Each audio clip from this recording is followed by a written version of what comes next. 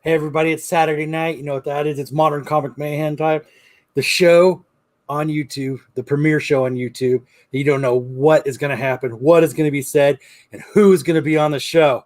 So on that note, we're going to talk about some cool stuff. So stick around, hang out, and let's hear some music.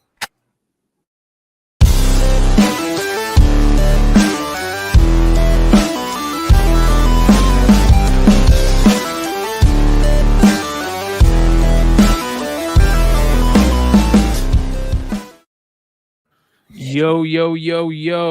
We are packed tonight. We've got a full show tonight, ladies and gentlemen. One of us just dropped off, but he will be back shortly. That's how you don't even know what's going to happen here. Yeah. You never know who's going to show up on Modern Comic Mayhem, ladies and gentlemen. We've got a full crew tonight. We might even have more. Of course, we've got Sam, we've got Ish, Rob's Comics showed up. Shout out to Robert Fordham, and of course, the one and only Richie Taylor Dollar showing up. We got a lot of fun to talk about tonight. We are going to get into NYCC at some point. We're hoping that Phil Lee from Vintage Comic and Toys is going to jump in and give us a little update on NYCC. But we've got all kinds of craziness going on. Saga's coming back. Star Trek Discovery Season 4. Shout out to you nerds out there. I know Ish is really stoked. And of course, we've got manga news, anime news Sam's going to get into, and a little bit of spec sprinkled in from our boy Dollar. And of course, you never know, Rob's going to bust out some crazy foreign at some point. It's just the way it works. So it has to work that way. Can't work any other way. No. Yeah. So all right, let's do it. Let's while we're waiting for everybody to start showing up, let's get into some pickups. Kyle, you want to start it off? Yeah, I can start it off. While you're grabbing stuff, I want to remind everybody to check out the QR code for the secret drinking game. You guys can all play along. Of course, Kyle puts the secret words together every week. You can find it up in the corner there, and chill with your favorite adult beverage or your favorite medicine, whatever works. That being whatever said, floats your boat. Let's get into some pickups, brother. All right. So some of these are pickups. Some of these are just, like most of us, I have so many boxes of comics, I forget that I buy stuff. We all do that. So let's see. Started out. I was just showing you guys in our pre-meeting, but the Black Panther 3, which I don't remember why I bought this. How come I bought nothing? But I found it, and I was like, "Oh man, why did I not have this? Like, why didn't I remember I had this?" Wow. So yeah, it's not cool. bad. It's gorgeous. Well, hold on here, Kyle. We're gonna put a hold on pickups for a second. Okay. Because we just had our NYCC peeps show up. Oh, what up, Samson and Phil Lee? How you guys doing? It's good to see you guys, man. Good. How are you doing, Brian? Doing good. Ladies and gentlemen, of course, we got a lot of Modern Comic Playbook boys in the house tonight, and we decided to add two more, Phil Lee and My Comic Book Journey. Thank you guys for hanging out. Man, it's always good when I see Samson. I got to be honest. Like, anytime I see Samson, I'm excited. So it's good to see Samson. And, of course, Phil Lee, one of the best comic book dealers in the biz. And you were out at NYCC this year, which is going on this weekend, man, which is crazy. How was it so far? So it's so exciting. Like, I mean, all the action on the floor, like Indie Central, like everyone's jumping on the indie train. Like what five NYCC exclusives hit the Hot 10, right? Yes. CBSI, like yes. It's wild, bro. And then I heard the prices on some of those exclusives were pretty crazy this year, and they were still selling like hotcakes. Oh, they're selling quickly. Everything. Yeah. What was the buy-in on some of those bigger ones? Okay, so the We Live metal variant, right? Like, we didn't even know that was supposed to be available at New York. And then, like, Steve Finkel, the owner of Comic Mint, wheels in a freaking, like, 8 short boxes of variants. I'm like, what the fuck? And then, like, with the alert in the like midnight last night, like, they're like, yeah, we're gonna sell like the metal variant just as a special since we're having such a great show. Yeah, we'll make it available to the public, and it wasn't supposed to be available, and that was $100. Like we had people in lawn chairs freaking waiting before the show. It was crazy, man. Oh my god. That's the type of hype that we're praying for and we're hoping for, right? And the con season getting started back up. We want excited people out there. I've been seeing videos, tons of crazy videos from all the people in the community that are going.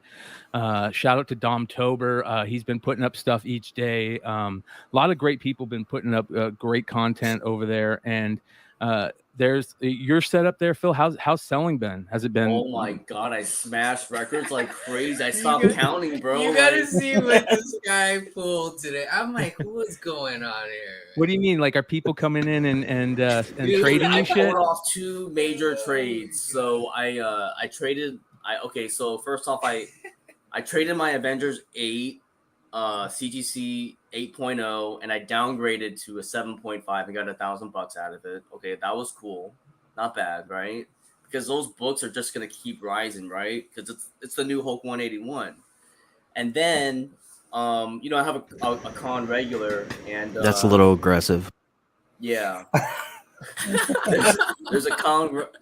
I have a friend. He's a friend of mine, and he traded me. Okay, so I traded for my booth an FF52, first appearance of Black Panther, CGC 6.0. I marked it down to $2,000, and then I added $2,500 cash on top, and I got an ASM 129 6.5 plus a Daredevil 1.8 signed by Stanley. Not bad. Awesome. Damn. What about the Silver Surfer 4? Did you sell that? No, but people keep asking me for that. But I'm your friend, and I want it. Yo, but like every single copy of SS4 is graded, so there's no raw copies. I'm the only one on the floor that has a raw copy. Okay, so you don't have to pump it. Okay, I'll hook you up, bro. Right? I know you're good. You're good. Now. I was like, yeah, he was gone. Yeah, he was gone for 2 hours. I was digging like Rich. Like, oh my gosh, in the dollar bit. But digging in. Oh my god. When I went to the Comic-Con, it took me about 30 to 40 minutes just to get through the door, because like all the cosplayers, I get super hyped about it, like that's the spirit of me like collecting and enjoying like the hobby. I heard the same thing from a lot of people, Samson, where they're talking about how crazy it is just to get in the door. But once you get in, it's not that crazy inside. Is that still the case that you guys are kind of noticing? So they were able to streamline the process a bit better. So they have helpers outside the Crystal Palace at the Javits Center, and they're guiding people like, hey, if you need your badge and you haven't gotten your Clear Pass, right? Like you get a green wristband, right, to show that you've gotten 2 shots, right? Your 2 shots for the vaccine, and then after that they verify that with your Clear badge, and you show and then they give you a badge. Wait, hold on. I want to see this, because I want this to be very, very clear for everybody out there. So is this just for NYCC, or is this how that they're going to do? Okay. Yeah. So show these again real quick, because I want to see what these look like. So you go to let me pull it up on my Clear badge. Yeah, I have to use this for work. So here in New York. So okay, I got you. I got you. And then you get a so it looks like this. Got you. Okay. Okay, so let me ask you something. Are they allowing people in there? And I don't want to get all political. I just want to know for everybody out there. Do you have to have a vaccine to get in this year in NYCC? Yeah. Yes. Okay. One shot, you cannot get in. Okay. No. Okay. And testing negative, you can't get in. Okay. All right. Yeah. Well, that's very interesting. Well, okay. So that being said, what is the crowd been like? It's been very active. So usually like I've if I had, with my con experience, with the big cons, people are like complaining about prices, like, oh, I can't buy anything, everything's too expensive. But now it's like, okay, things are expensive, but I understand the market now. And then if I miss this window of buying these books at these prices, it's going to be gone. So early Amazing Spider-Man, early X-Men keys, like people are trying to jump on the board, like Amazing Spider-Man 50, X-Men 129, a Bronze Age book. No one has it in the hall. Wow. You know, Star Wars books, like big Star, like everyone's complaining. How come I can't find a Clone Wars 1? They can't find it. And I'm like, yeah, because we think it's going to double next year. I'm like, you don't think? I mean, people won't take $18,000 for the variant right now. Like, no, they're gonna think it's gonna be worth $25,000 next year when Ahsoka comes out. So it's like, but yeah. What is the rest of the dealers or the vendors been like? Is it more comics this go around, or is it still a lot of the regular convention fuzz? I see there was a lot more booths. There's a lot more comic books here in New York Comic Con, because I remember 2 years ago now. I mean, it's been a while. Yeah, it was just like pretty much all like San Diego Comic Con, like all entertainment, just the usual foam, swords, and beer. There's a lot more root comic beer books on the floor. Yeah, foam swords, root beer, peanuts, almonds, crystal balls, beef jerky, lightsabers. So the big thing about outside of comic books is that Funko didn't show up at New York Comic Con. They're out. DC Comics went out. Marvel didn't have a booth there. Yeah. But what replaced them was Whatnot and Topps, which was kind of insane. They're bringing in the trading card community, and they had you bought a Garbage Pail Kids exclusive. Yeah, right? yeah. I got some Garbage Pail. Wait. Hold on. You just puked the claim here. All right, I spent $20 on some Garbage Pail Kids. Do you have them with you? Yeah, I'll be right back. All right, I gotta see these. I gotta see the Garbage Pail Kids, man. Yeah, this is fun, man. And then just is that one of the drinking game words? They had a huge ring and stuff, like a wrestling ring in the middle. I saw that. I saw, as a matter of fact, I saw Mel was selling on there. Did you get your chance in the ring? No, I didn't. But I did have a stream on Thursday where we sold Whatnot, NYCC con exclusives like the Kanto. We did the Comic Tom variant, the Trials of Magneto, and then we also sold the Invincible as well too. All right, this guy right here. My gosh, you should see what he has in the box that he doesn't show. I don't want to see it because I'm gonna be jealous. All right, let's see it. Against him, I don't know. Who Mel did really good too. Yeah, you can't compete against Phil right here. Oh, that's cool. New York Comic Con. Okay. Oh, that's dope, dude. But then, okay, this is the first time. I hope I don't mess up. How many cards are there? They look about probably. Is it Chrome or is it? Oh, there's a lot. Holy cow! Yeah, like 12. But check this out. Yeah. Michael Myers, nice. Oh, that's sick. Yeah. Nice. Check it out. All right, and then you're gonna love this one. Can you see it? Chucky, nice. Yes. There you go. Nice. Chucky. I don't know. This is John Gruden. Krampus. Yeah, we'll get into this, JJ. We'll get into that. I got to ask that. Yeah. But look at that. Freddy Krueger. Yeah. I don't know what's behind it. Pinhead, maybe. What's this? I don't know what this is. They must have did October, like Scary Monsters or something. Yeah. Oh yeah. That's Silence of the Lambs. Yep. And then I think those are the better ones. Yeah. That's cool though. That's not bad. Oh yeah. So they have a checklist. Check this out. You got a checklist. Oh nice. I gotta go on. I hope those are on sale online. I gotta get a set. So do you guys know if they're puzzle pieces too? Nice. Yeah. So are they going to be offering more cards, Garbage Pail Kid stuff?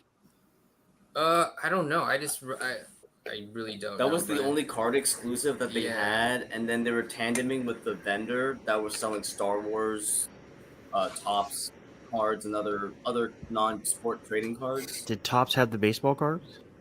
They did not have baseball cards. I asked. That's I'm like, strange. oh my god. I And was I was hoping that they had comic books, but they didn't. I mean, the Yeah. Garbage Pail comic books, the Topps comic books. Oh man, like, I was like, when Phil told me about it, I almost had a heart attack because I was like, oh, I'm gonna go buy them all. Yeah. And then I didn't see any comic books.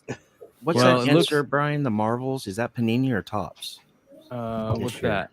The insert Panini, I is think. Panini. I think it's Panini. So, all right. So the big news. Here we go. There you go. There's one of them. The big news is, or the big talk right now is about a retailer or a vendor got kicked out. Have you heard anything about that? Was that the one that the vendor, the one that you're like, why is this space empty? Oh yeah, so there was a huge vendor.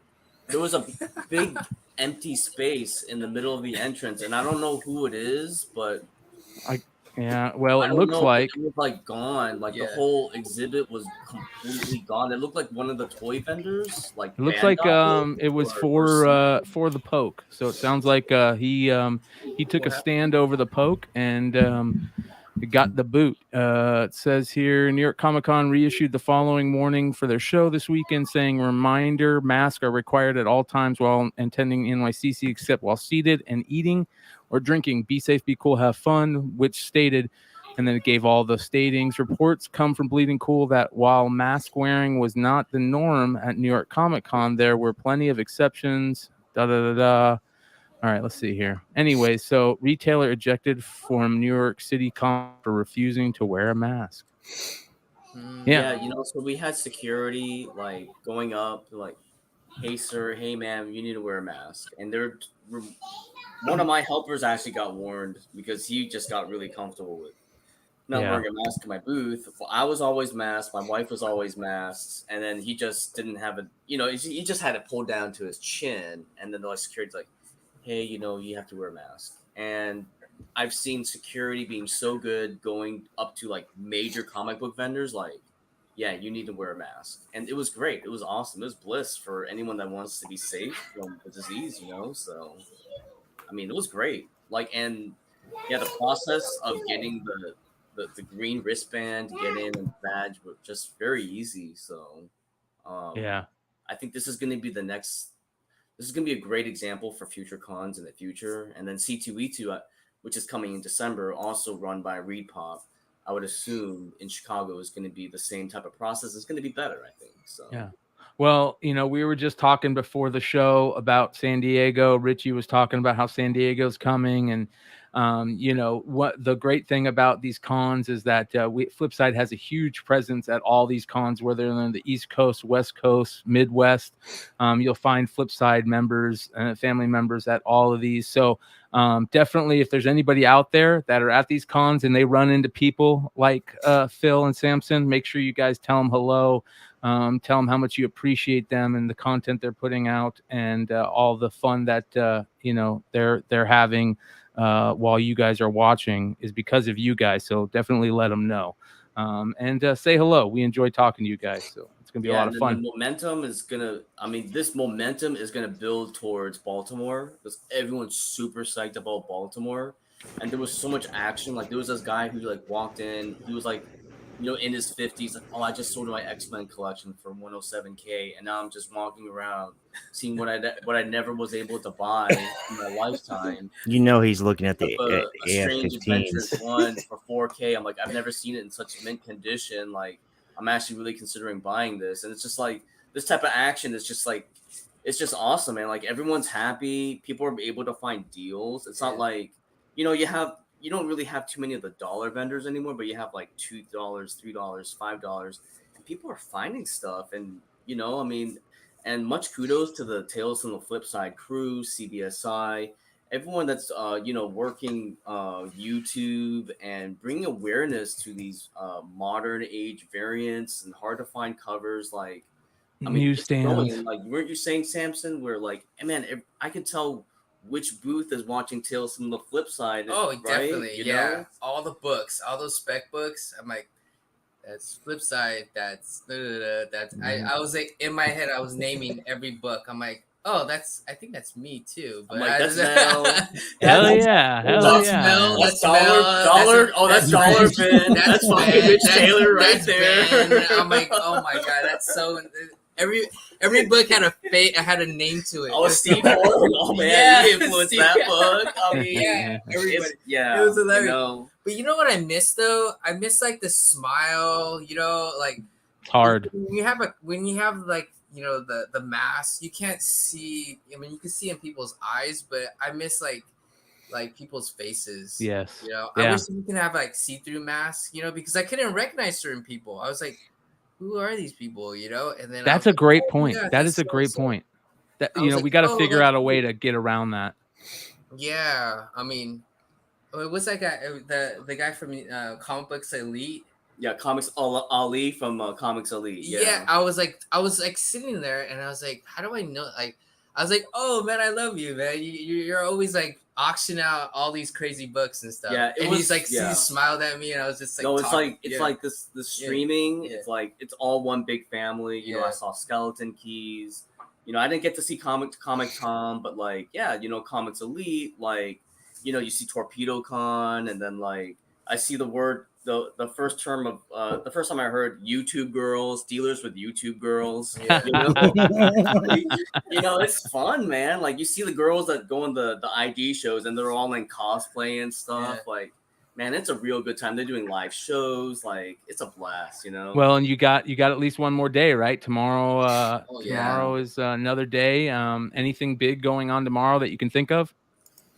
Yeah, I don't know. I mean, usually it's those Sunday deals, man, and it's like, you know, people are spending money. Like they're spending money. And like what vendors were actually kind of scared that this show may not be good, but like it seems like everyone's in a good mood and they're selling, and prices are actually fair. They understand the market. Like usually That's important. Tabbed as like, oh yeah, everything's like 200% above market, and you know, there's some vendors are a little bit pricey, but like you can actually understand why it's that pricey. You know what I mean? So Yeah. yeah. Well, listen, you guys, have more fun. We appreciate you coming on. We'll talk to you more about it as the week goes Thank you, on. guys. And Later, Phil. everybody out Mel. there, I want to see. I can't wait to see Mel tomorrow. Yo, everybody Mel, say Mel hello. actually looks younger in person, by the way. I'm telling you, he's got like this glow, dude, and it's like, holy shit, man, you look like you're 35 years old, man. I want to hug him. I want to hug. He's like a teddy bear. Just wait till you meet. Hey, if you think that's the case, wait till you meet Nico, man. Just wait till you meet Nico. Your wife is so. Oh my god, cracking me up. Yeah. Nico's quite the charm, man. Yes, he is. Yes, he is. There's a reason for that. All right, you guys. Thank you for that. And again, everybody that's out at NYCC tomorrow, make sure you stop and say hello to these guys if you see them out there. Go check out Vintage Comics and Toys ASAP. It'll be a lot of fun. And thanks for hanging out, you guys. I'll talk to you later. Later, Thank Phil. you, Later, guys. Simpson. Thanks, guys. All right. Wow, that's cool. That's Yeah, cool, man. that's I cool. love hearing that stuff. I love hearing cons just doing having fun again, all that fun stuff. You can't beat it, man. All right, let's get back, ladies and gentlemen. If you're just now catching us, 62 live, 23 minutes in. We got a crazy show tonight. We got a lot of fun stuff to talk about, but we're gonna get back to pickups. So let's get back into pickups. All right, so J. Scott Campbell. That's what I was saying. The Black Panther. Nice pickup. Yeah. Not only that, isn't that dollar? I have a newsstand of that. That's Yeah. There's some really nice newsstands of that. She This doesn't book- become Black Panther, but they talk about it throughout, from one all the way through. Yeah. So. With such a cool J. Scott Campbell cover. Well, that book is really cooking right now too. Yeah. There is a first appearance. You're right, Brian. You're totally right. I forgot the name. Yes, David, they did. They did. Yes. For New York. They did. Yes. For New York. Okay, and then we'd been talking about the zombie covers and everything lately, and so I found this. That's dope. Marvel 58 or Marvel Wolverine 58. That's pretty cool. That is cool. Shout out to all those zombie fans. Yes. And Solo Wookie is going to join us here shortly. So after this pickup thing, we'll bring him in. Then I picked up The Ooh. Conjuring, the VHS variant. Love it. I love Wow. these movies. Like, Ish and I yesterday were having a talk about what movies I like because I despise James Bond. I think it's the dumbest shit on the planet. And the Conjuring movies are some of my favorite movies out there. So good. Yeah. So, Based on Ed and Lorraine Warren, real Yes. true Yep. paranormal investigators. The OGs, paranormal investigators, Yes. originally were called for the Amityville horror incident Yep. too. yes. And then, like everybody else, The Gleason. so cool. I think saw I that bought on like 5 of FLC. I these. was like, I oh. don't like them either. I'm not a fan of Gleason's, like I- Charlotte Webb stuff. Whoever was calling them Charlotte Webb, I think it's a I good way like to it. call them. It's different. And then shout out to Ish for he looking out for me. I got the red Sonia with the stray dogs on it. Nice. Boom. Nice. Yeah, That's cool. He's like, yeah, Ish had messaged me. He had a surprise. And That's he got that for awesome. me. Wow. And then you have Vampirella coming, and then Army of Darkness. Yeah, but 2. then I- you had the comic, and you were Vice like, versa. "So what's the surprise?" I was like, "The stray dogs." You didn't realize it, yeah. Yeah, I didn't even. Bronze Age Nerd says he has that Sidem print signed with the Wolverine behind him right now. Oh, There you go. nice. So It's cool. And then shout out to Solo. He'll be in it, but he finally delivered my let's stray bring dogs. him in. Let's bring on him on in. He brought it to me. I said, "Who the fuck is AMF? The fuck is that?" Oh, I guess Tony's actual name is Anthony. Yeah. You'd think so. Anthony Michael Fleece. No, I don't know if his middle name is Michael. Anthony Michael Hall. Yeah. And then I found Maybe. like Black #2. It's just a crazy cover. Yeah, that is a harsh cover, man. Dark. And I loved when these came out. Yes. Venomized cover. I think I got that in a 9.8. I just thought, I think this is a cool cover. Yeah. Yep. I love the Sentinels. And then I found this Miss Marvel variant. Yeah, that's a great book. That's a manga. Yeah. Manga. So that's kind of cool.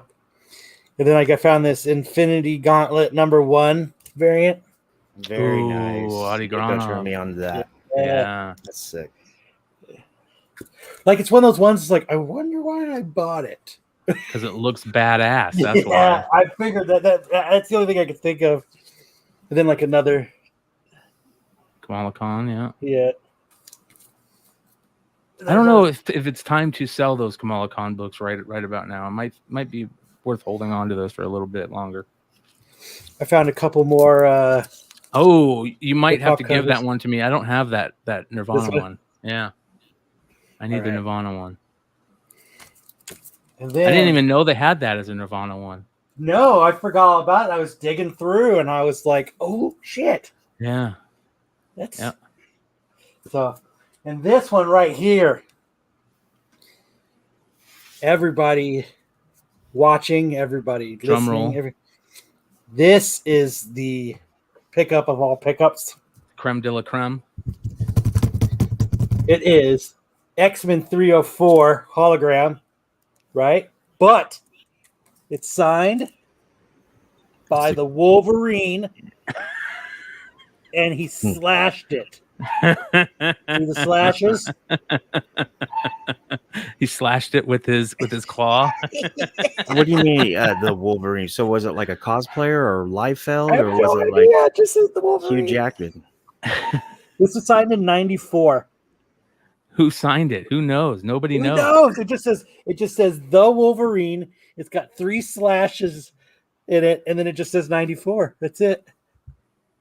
Wow. I know you guys are super jealous right now. I bet you there's a story behind that, and I bet you some major artist actually signed copies that way, and people just don't realize that Jim Lee or somebody signed, books as the Wolverine. Wolverine. Yeah, yeah. But like, when I originally bought it, I was like, yours. I bought it, so I was like, holy fuck, the Wolverine signed it. Like, Yeah.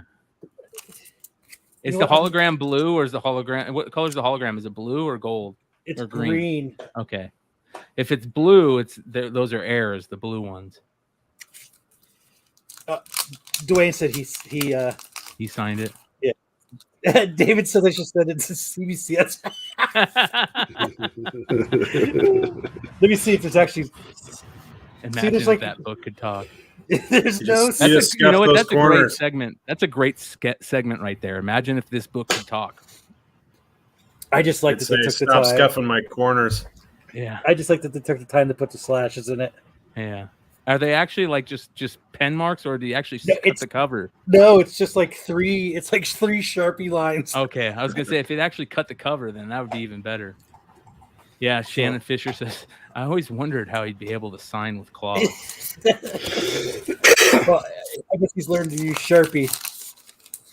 I just figured that would be fun to show off. That is funny, man. That is funny. All right, who's next? Sam, you got any pickups? No, not yet.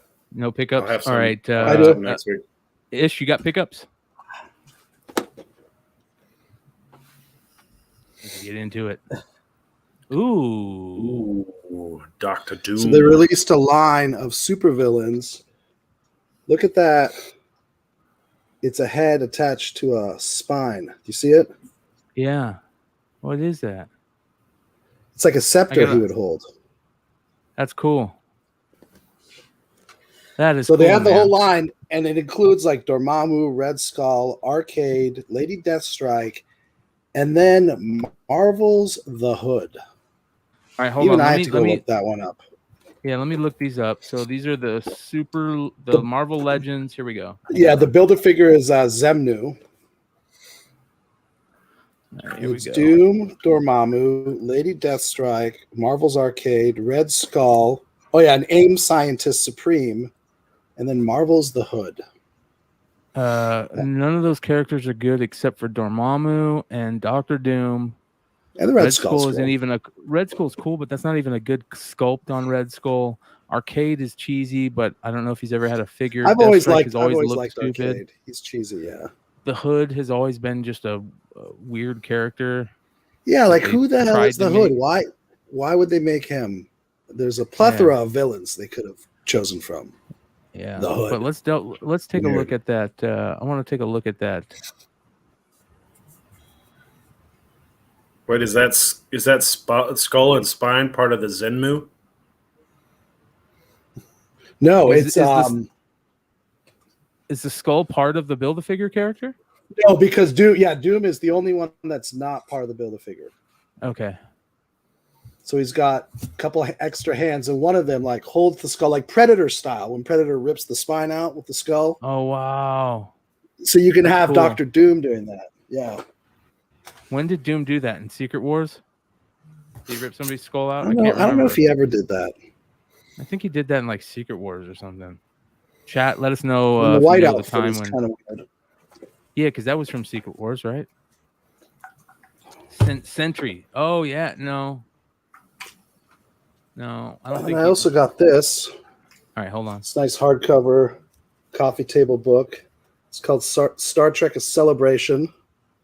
It's interviews with cast, crew, behind the scenes, etc. I mean, I got a million of these books, but when they come out, I never pass on it. I always get the latest one. And then I got the hardcover for not the one that just ended, but the previous James Bond volume. This is by Dynamite Comics. I shouldn't This bought was that. a- That's garbage. Okay, Listen Kyle. to you. Listen to you, Kyle. I actually, when Kyle told me that he hates James Bond, he was at the shop yesterday. I was like, Kyle, look at me, look at my eyes, and tell me you hate James Bond, and he did. And I was devastated. Without even any effort. I hate And then in his I hate James anti-Bond rage, he knocked over a whole shelf of Funko Pops. I Yeah, I'm calling you out, Kyle. So in Ish's store, he's got like these 3 shelves in there, and they're nothing but Funko Pops. And fucking Ish was so mad at me that I didn't like James Bond. He swung at me, and I had to like duck out of the way. And when I did that, I hit the shelf and knocked all the pops off. And I was like, oh fuck. And literally, a wall of pops came tumbling. I was down. like, even the other fuck. customers started laughing out loud when they saw what I was like, happened. good thing I don't fucking work here. Not bad. Not bad. All right. You I done felt with your bad, pickup? and I bought 2 pops. Is that it? Yep. All right, Richie, you're up. Okay, let's start with even though Brian tells me not to buy certain cards because they don't have the best return, but I've noticed on the secondary market, like Raw, I noticed with these with like the Prestige, the Panini Prestige. Ooh, yeah, Brady cards the always. the inserts in these things are the ones you want to, you know what I mean, if you don't get the autos, because the rookies, the draft class, even though it has the team name on there, they're still in the college uniforms, and that just kills the value. So I got Yes. this one, these Prestige Heroes, and this is the Brady. These are Nice. hot as hell right now. I mean, they're only selling for about 20 to 30, but That's good for a single. Kyler Murray, Lamar Jackson, Zeke Elliott. Okay, so Brian, can you Yeah. Hold on here. So you know how homages are just going bonkers right now? Yeah. So I have this thing right now. I'm looking for old school homages, and I even talked to Key Collector about this, and I guess he didn't know what X-Men 100 looks like, so it didn't surprise me. But anyways, so I found this, and I found this in my long box. This issue, not this book. I just bought this on eBay. I bought this in a Canadian price variant, $10, and the Canadian price variant was 20. And anyways, I was looking, and I was reading these Defenders books, and I look at Key Collector, and I'm like, okay, there's no first appearance or anything. So I'm reading it. I'm looking at the cover, and I go, man, this cover looks familiar. Oh yeah. Now pull up that X-Men 100. Yeah, same cover. Same exact cover. Yeah. That's a callback to X-Men 100. Yeah, artists were doing that. It's funny because those homages didn't start because fans wanted them. They started because artists wanted to draw them. Right? Yeah. The artists loved the artists that came before for them. So they were doing homages before variants or any of that stuff was even a thought in people's heads. They were doing homages because they loved the artists before them. Neil Adams did it all the time. A lot of those old school artists did that. So that's cool. That's probably a cool niche thing to be looking for. And then the swipes, the cover swipes, which is there's actually a difference, is basically I guess it's the same pencils, but different color variations. And how they sign it is, let's say, I don't know, Addy Granoff does a ASM 300 homage or whatever. And if it's like identical, but with this, and it's a swipe, this is how you know it's a swipe, because it'll say Addy Granoff after Todd McFarlane. That's an homage. Oh, and that's an homage? Yeah, and a swipe they give it. So swipe is basically like a bad term for stealing something, right?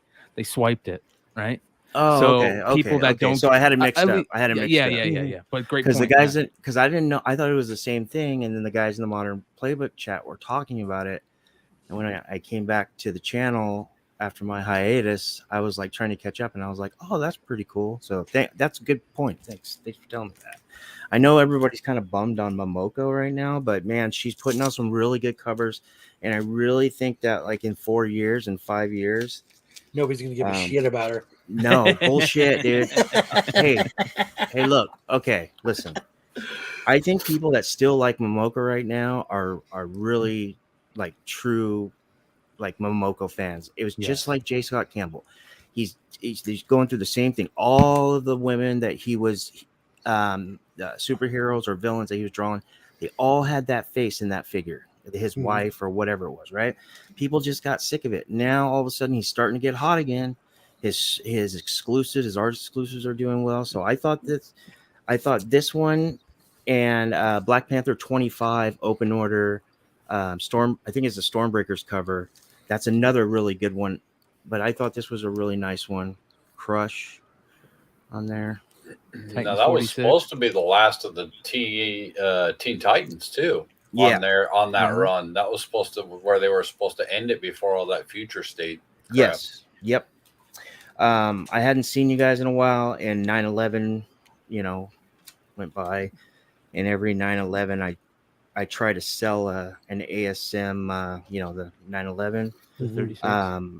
This is the one I got at my comic shop. I bought it. It was direct edition. I bought it for and they marked it 9.2. I bought it for like $69.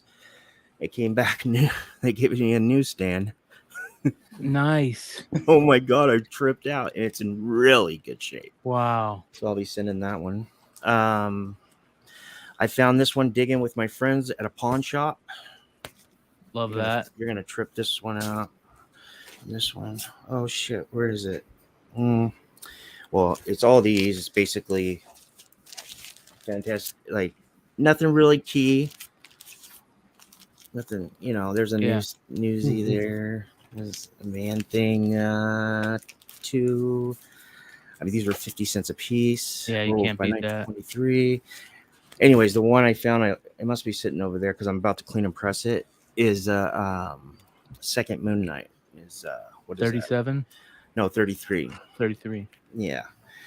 Shout out to George, our really good friend from the channel, Nico Esquire, as our listeners know him. He turned me on to this ugly ass cover. It's the worst art ever. It looks like Rob Liefeld's kid probably did this, and the feet are weird as shit. But it's cool because it's an Abbey Road homage. Oh, nice. Oh, that's cool. That's why this is dope, and I don't give a shit how bad it is. I don't care if his dog did it. If you're doing an Abbey Road homage, yeah, and these are $3 online. Great, high grade, 8 shipped. So shout out to Nico. Thank you for telling me about this. I had no idea some of those about up. these. Yep. Yeah, That's cool. Got 2 of those. Was that signed Roberta Liefeld? Is that his kid? No, it says Woofy. No, his dog, Woofy Liefeld. Can't draw paws. No, I'm kidding. A little misconception. I know this is in the dead spec box. I bought 10 of these when I went ahead and read the miniseries. I never read the miniseries. I just went to Fandom and just read their footnote versions, and just went off of those. This is your Miles Morales 616, who becomes Ultimatum in Miles Morales Spider-Man number 10. He then got in a huge battle in the last issue before the Clone Saga arc, and Prowler died. And I mean, spoiler alert, if you haven't read it by now, it's been like a year.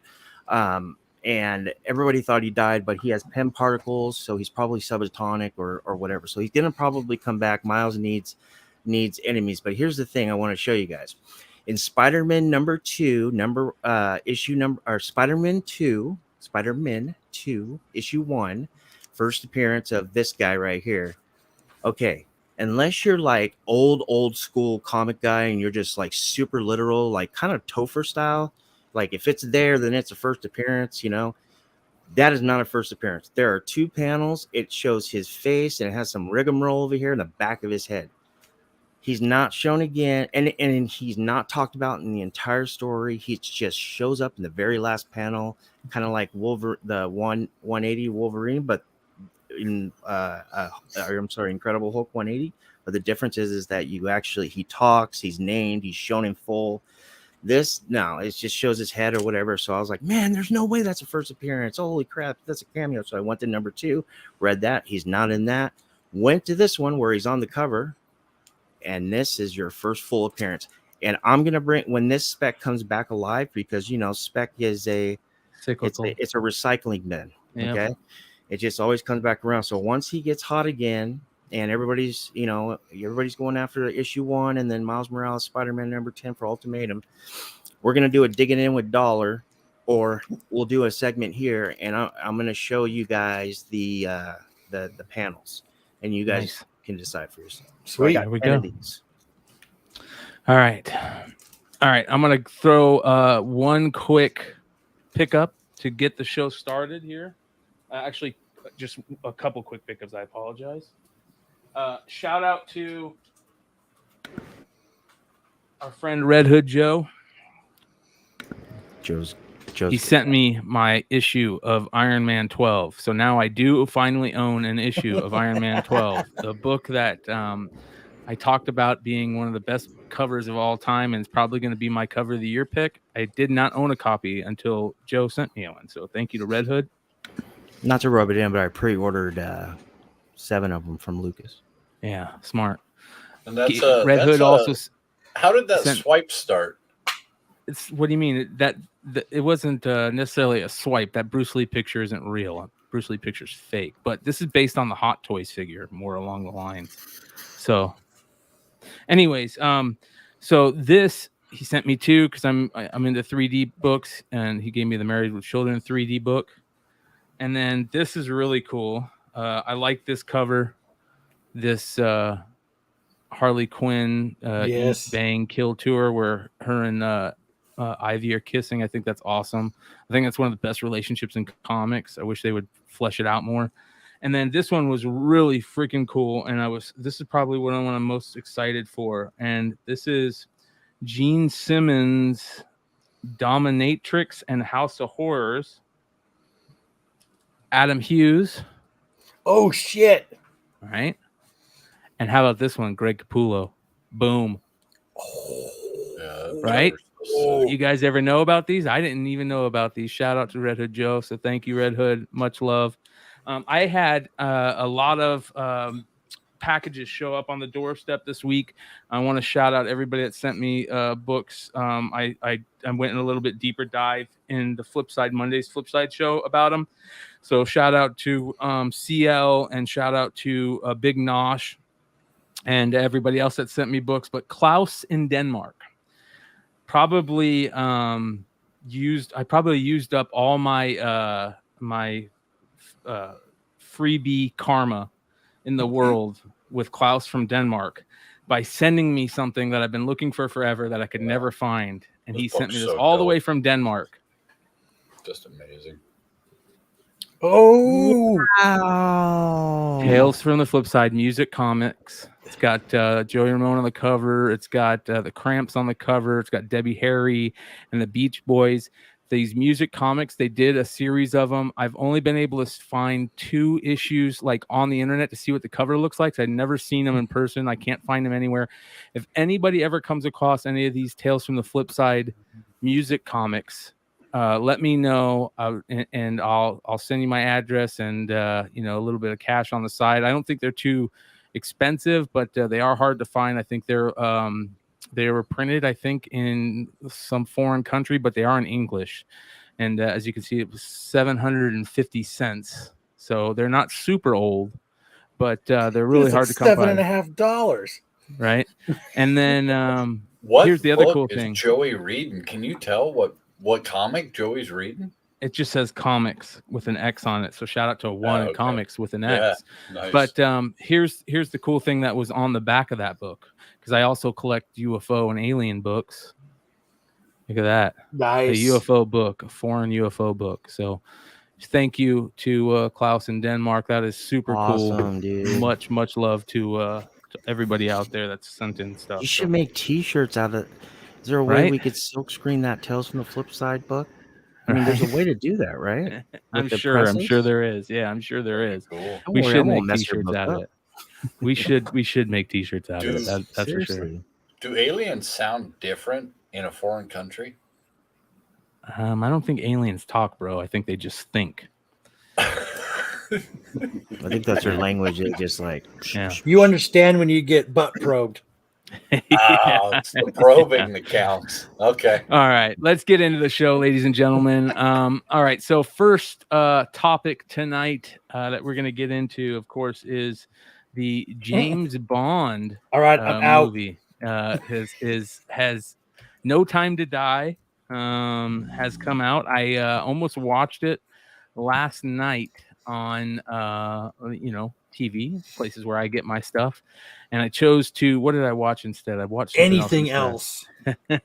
I'm not a big No Time to Die hater, a James Bond hater, but I know there's a ton of fans out there, and I will say that 100% Daniel Craig to me is the best James Bond. Yeah, what? 100% agree. Better than Sean Connery. Better than Oh, all of them. Yeah. Oh, Jesus. He is Here we go. badass at James Bond. And James Bond didn't become really, really cool until Daniel Craig took it over, I think, in my opinion. Like really cool. I think James Bond was a little like cheesy and cheeky and What? you know, he Oh my didn't seem God. real. And if you want to see the worst James Bond movie ever, but it's probably one of the best because Just you'll put laugh one so on. hard, just go watch Moonraker. It is freaking Well, I can't believe they made that in the This movie. was fun, guys. I gotta go. That being said, the new James Bond movies have been great. The action, the storylines, I've loved them. I've absolutely loved them. But I have not seen the new movies yet. So He looks I like, want to hear what Sam and Ish have to He say. looks like Chad unfollowed us. Hey, That's my okay, boy so Chad. before you guys get started, I will say, Ish, I tried to watch today, as a matter of fact, after our conversation this morning. I got up and I was like, ooh, Casino Royale is on. So I turned it on and I started watching. And this is what I did. Yeah, but that's like the dumbest. You know what because- it is? Because he's in like a Texas Hold'em game, and Yeah, Like, that's I the mean, poke. This is the Kyle, thing about James Bond. No, hang on, it's- Kyle. Maybe okay. you got a concussion after getting your ass beat by Ish at the comic book store. Yeah, Maybe. Oh, burn. But there's a scene in there. So it's a long drawn out scene as James Bond is in that car talking to that chick. And it's this long drawn out scene of them driving down the road to go to a long drawn out scene of fucking them checking into a hotel to them going into a long drawn out scene of them talking about checking in the hotel, going up an elevator. Dude, What? that's called foreplay. Have you No. never seen? He always gets the chick. That's called foreplay in real life. Oh, it's the comic trope, or it's the movie trope. Personally, I I'd gotta hate rather it first. watch Jack Reacher. I'd rather paint my house. I'd rather watch paint dry. God, dude. All right. Well, how was the movie, guys? Okay, well, Kyle. I might now preface. Kyle loves Nirvana, so opinions vary. Yeah. Okay, so just kind of high level, I thought the movie was great. It was a great time. You don't have to lie on the show, Sam.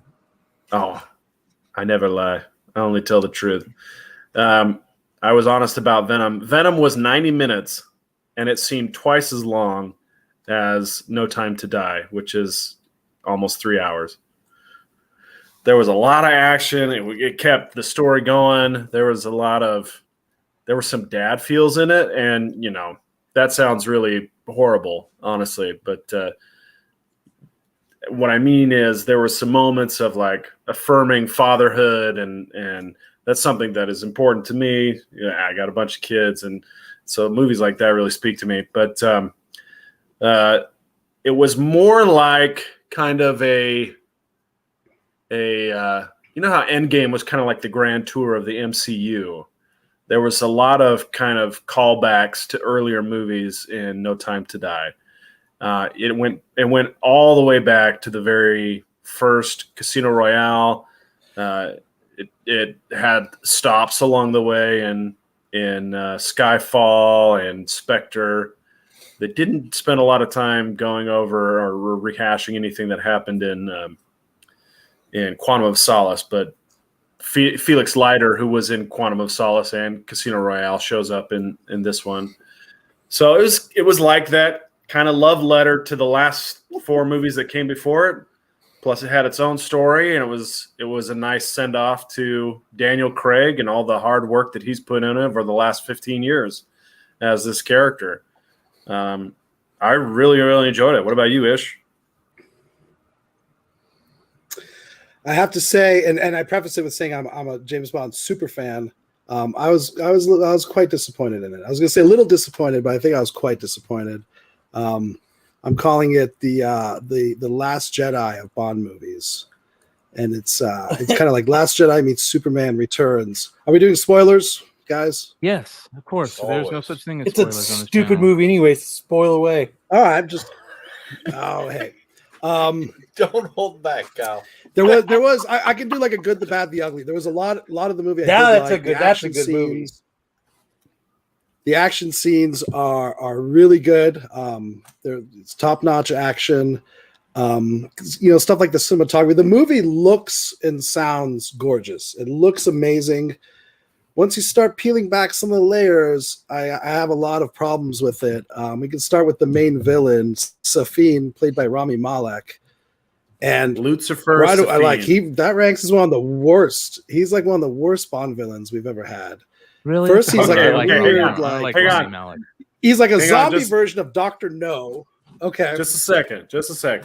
So he Go ahead, was Sam. not a main force in this movie, honestly. I mean, he was kind of the behind the scenes guy, but there was this part where he like kidnaps the daughter, Madeleine's daughter, and he's kind of parading her around his little compound, and she bites him on the hand to get away from him because she lost her little toy. And he's like, well, if you don't want my protection, you can go. And she runs off. And at that moment, I couldn't help myself, but I was like, later, weirdo. everyone in the theater was like, yep. They start laughing. They're like, later, weirdo.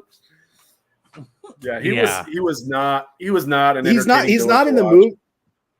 He's not in the movie much. His like villainous plot is what drives the movie, is what, spoiler alert, kills James Bond at the end. But it had like zero motivation. It was like, why? Why did he James want Bond to dies kill at the end of everyone on this the movie? planet through a pandemic, by the way? So talk about being kind of relevant, because that's what the plan was. And it wasn't even him. It's the government.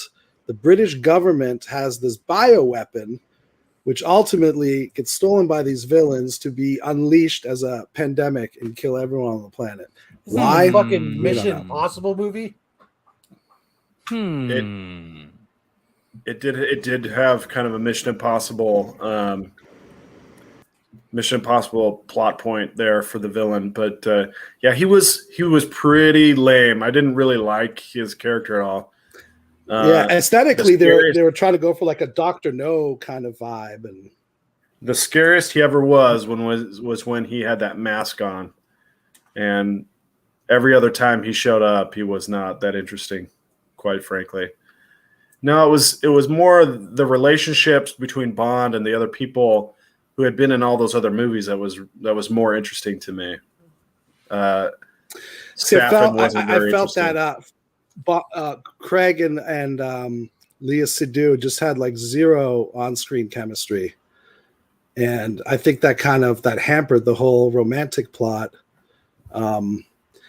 And I just overall this need to humanize Bond to the point where now he's got to be a father and he's in love. That's not what Bond movies are about. This is not how this Bond movie should have ended, at least from my viewpoint as like a crazy fanboy. I hated it. It was just like, he stood there and all the missiles rained down upon him, and it was kind of a happy ending for him, and it was just, I wasn't buying it. That's kind of how I felt at the end of The Last Jedi with Luke and all that. Wow. Well, I did not see it that way at all. I thought it was great. I thought the action was really great. The comedic action moments was really good. Yeah. The comedic moments were really funny. I would like to see Ana de Armas get a spin-off series. She was absolutely charming, and her character was only in the movie for about 10 minutes. Yeah, she's smoking hot. Holy cow. She is smoking hot. And Jesus. she just kind of shows up. She charms She can show up everybody. Blade Runner. anytime she wants. That's worth watching the movie just for that. She was in Blade Runner, the newer one. Yeah, she Just was. so you know, I had Yeah. to block her on Instagram. Apparently, she really likes beards, and I was like, "Hey, enough already. I'm taking." Let me You guess. had she to block followed her? you? Yeah, okay. And then you woke up. I had to put a Thanks. block on it, and I had to Whatever. sit down. Yeah.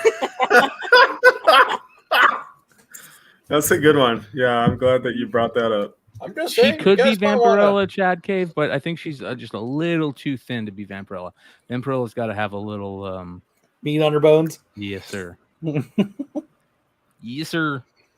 Yeah, she's beautiful, and who doesn't love Bond women? Now, here's the question to the two people that saw the movie: does this mean that we're going to have a female Bond? So the issue in the movie was that we're gonna Bond, have a 07. That's what Bond I mean, a female was 007. Bond was retired or they presumed dead, and so they hired another agent, or they promoted another agent to 00 status and gave her the designation 007 in the movie. So that did happen, but I don't think that you're going to see a female James Bond anytime soon. It 006.5.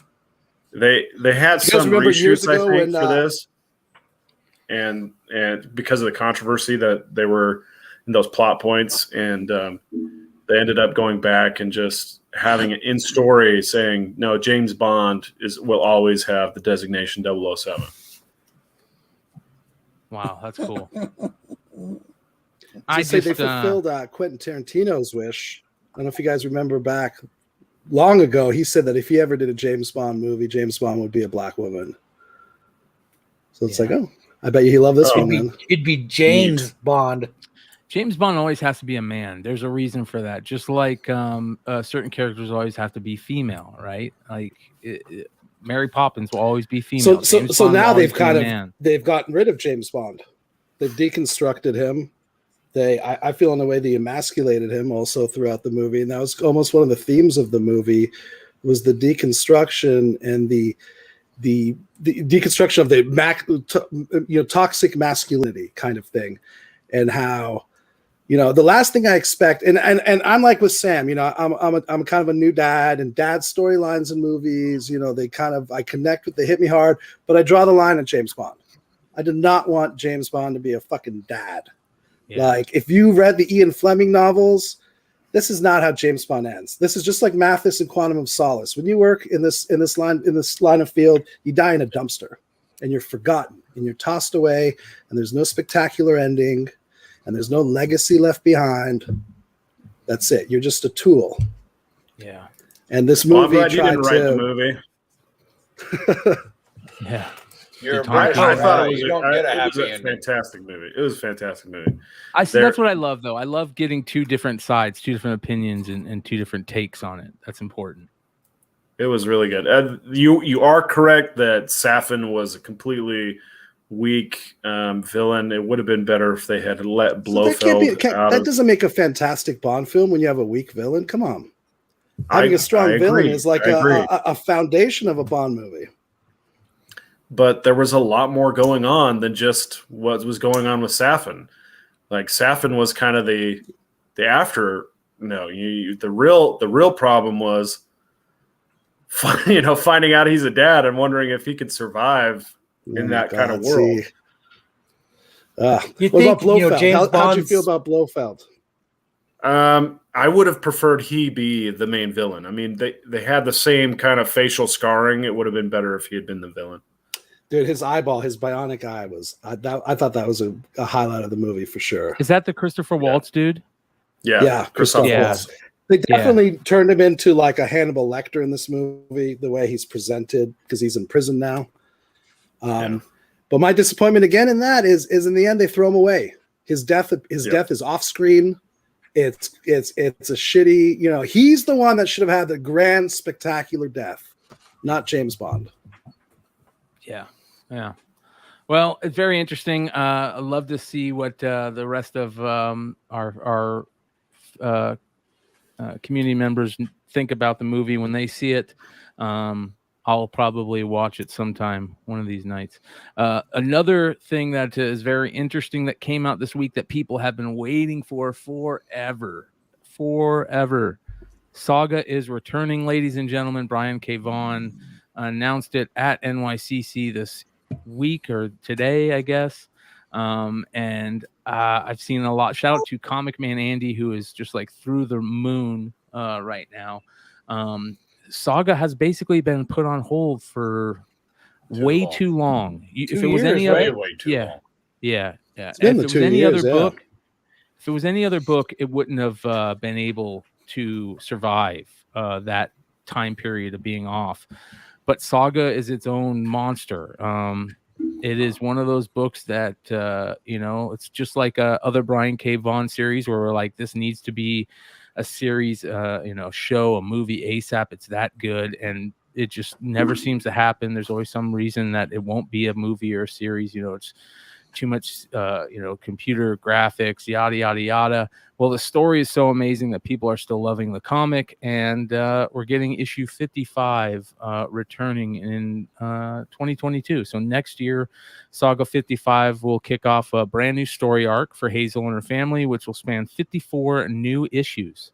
So we're going to get 54 new issues coming and starting in January 26, 2022. Jesus. Yeah. That's So Okay, I got a question.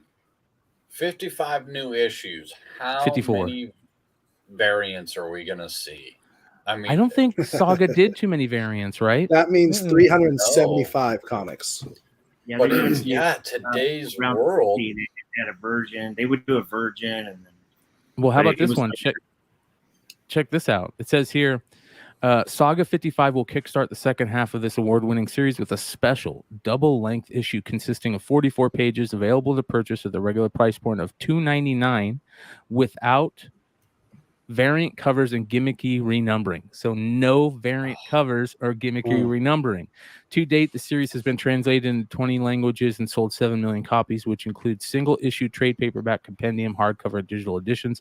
On top of being the best-selling comic series, Saga also boasts several Eisner Awards, Harvey Awards, and Hugo Awards. So no, they're not going to... From what it sounds like now, Brian K. Vaughan is saying no variant covers or gimmicky renumbering for Saga, which I respect the hell out of. That's awesome. Absolutely. K-Von Image, I love you. Thank you for doing it right and giving the fans what they want. $2.99 and not a crap ton of variants. Like, that's... Someone's listening, finally. Yeah. Well, look who it is. We've got the one and only Corbin showing up. How you doing, Hello. brother? Hey, Long good. time no see. It has been a minute. How y'all doing? Good to see What's you. up, brother? We're getting into the Saga talk. We just talked about how the new Saga What's up, Corbin? issue has been announced. Okay. We're going to see it in January this upcoming new year.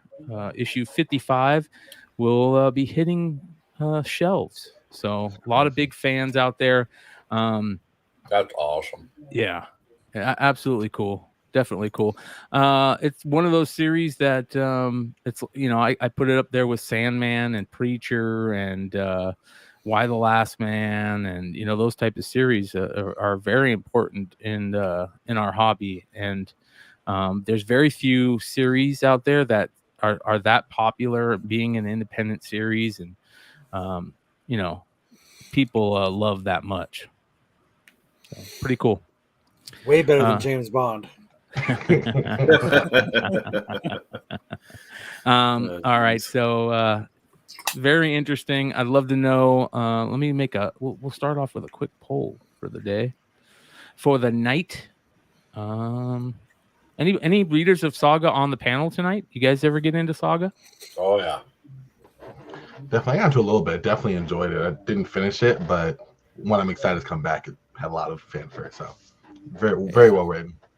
I should start limiting the ones that I had a feeling it was coming back. So I keep looking in the back bins, because finding really good copies, they still hold a decent value. I mean, they were $3.99, $4.99 for a long time. You can still sell a lot of those books in high grade for, $5-6.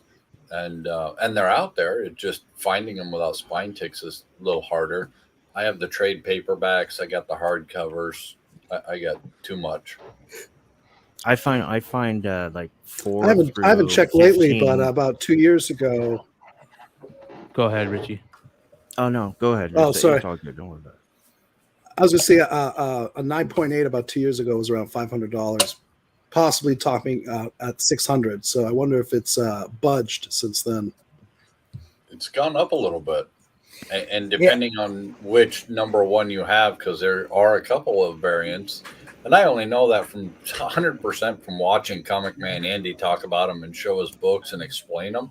Otherwise, I wouldn't have known half of those. But there was that one variant, and then was that an incentive? Many Or do I late remember that presses wrong? by prints too. Yeah. Was it They like did five prints? They did do the RRP. I think you were talking about that earlier. They did do the RRP on number one, and then they did what was that store variant they did for issue 8, I think, with that crazy looking lady. Yeah. Yeah, they did a variant for that, but other than that, they didn't really do very many variants or Saga. So Mine's Well, first then, print, and it's cherry. yeah, Free comic book day one that was almost all thrown away and given to kids and stuff. So that ended up getting a bunch of red flags thrown, and that was somewhere in South America. well, That one's pretty hard to find. the question right now is now the time to start selling your Saga books? No. No, you don't think so, Richie? Mm-mm. Because I mean, yeah, sure, we're gonna get the bump, but I mean, this is the kind of book that you want to hold long term, because the way everything is being optioned, and I mean, every day you look, every cable channel and local channel has a streaming service now, and it's like, you know, these comic book to film series TVs are just popping in left and right. I think it's a long term hold, and I think eventually Saga's going to be taken care of, and that book that I own is going to be a big book one day. That's an interesting take. I hadn't thought about that. Waiting until the it gets optioned versus the new coming out and saying, hey, it's coming back. That's a good point. I had not thought about that. You got these guys from the MCU, these producers and these directors, Tiki Waititi, Jack Schaefer, Sure.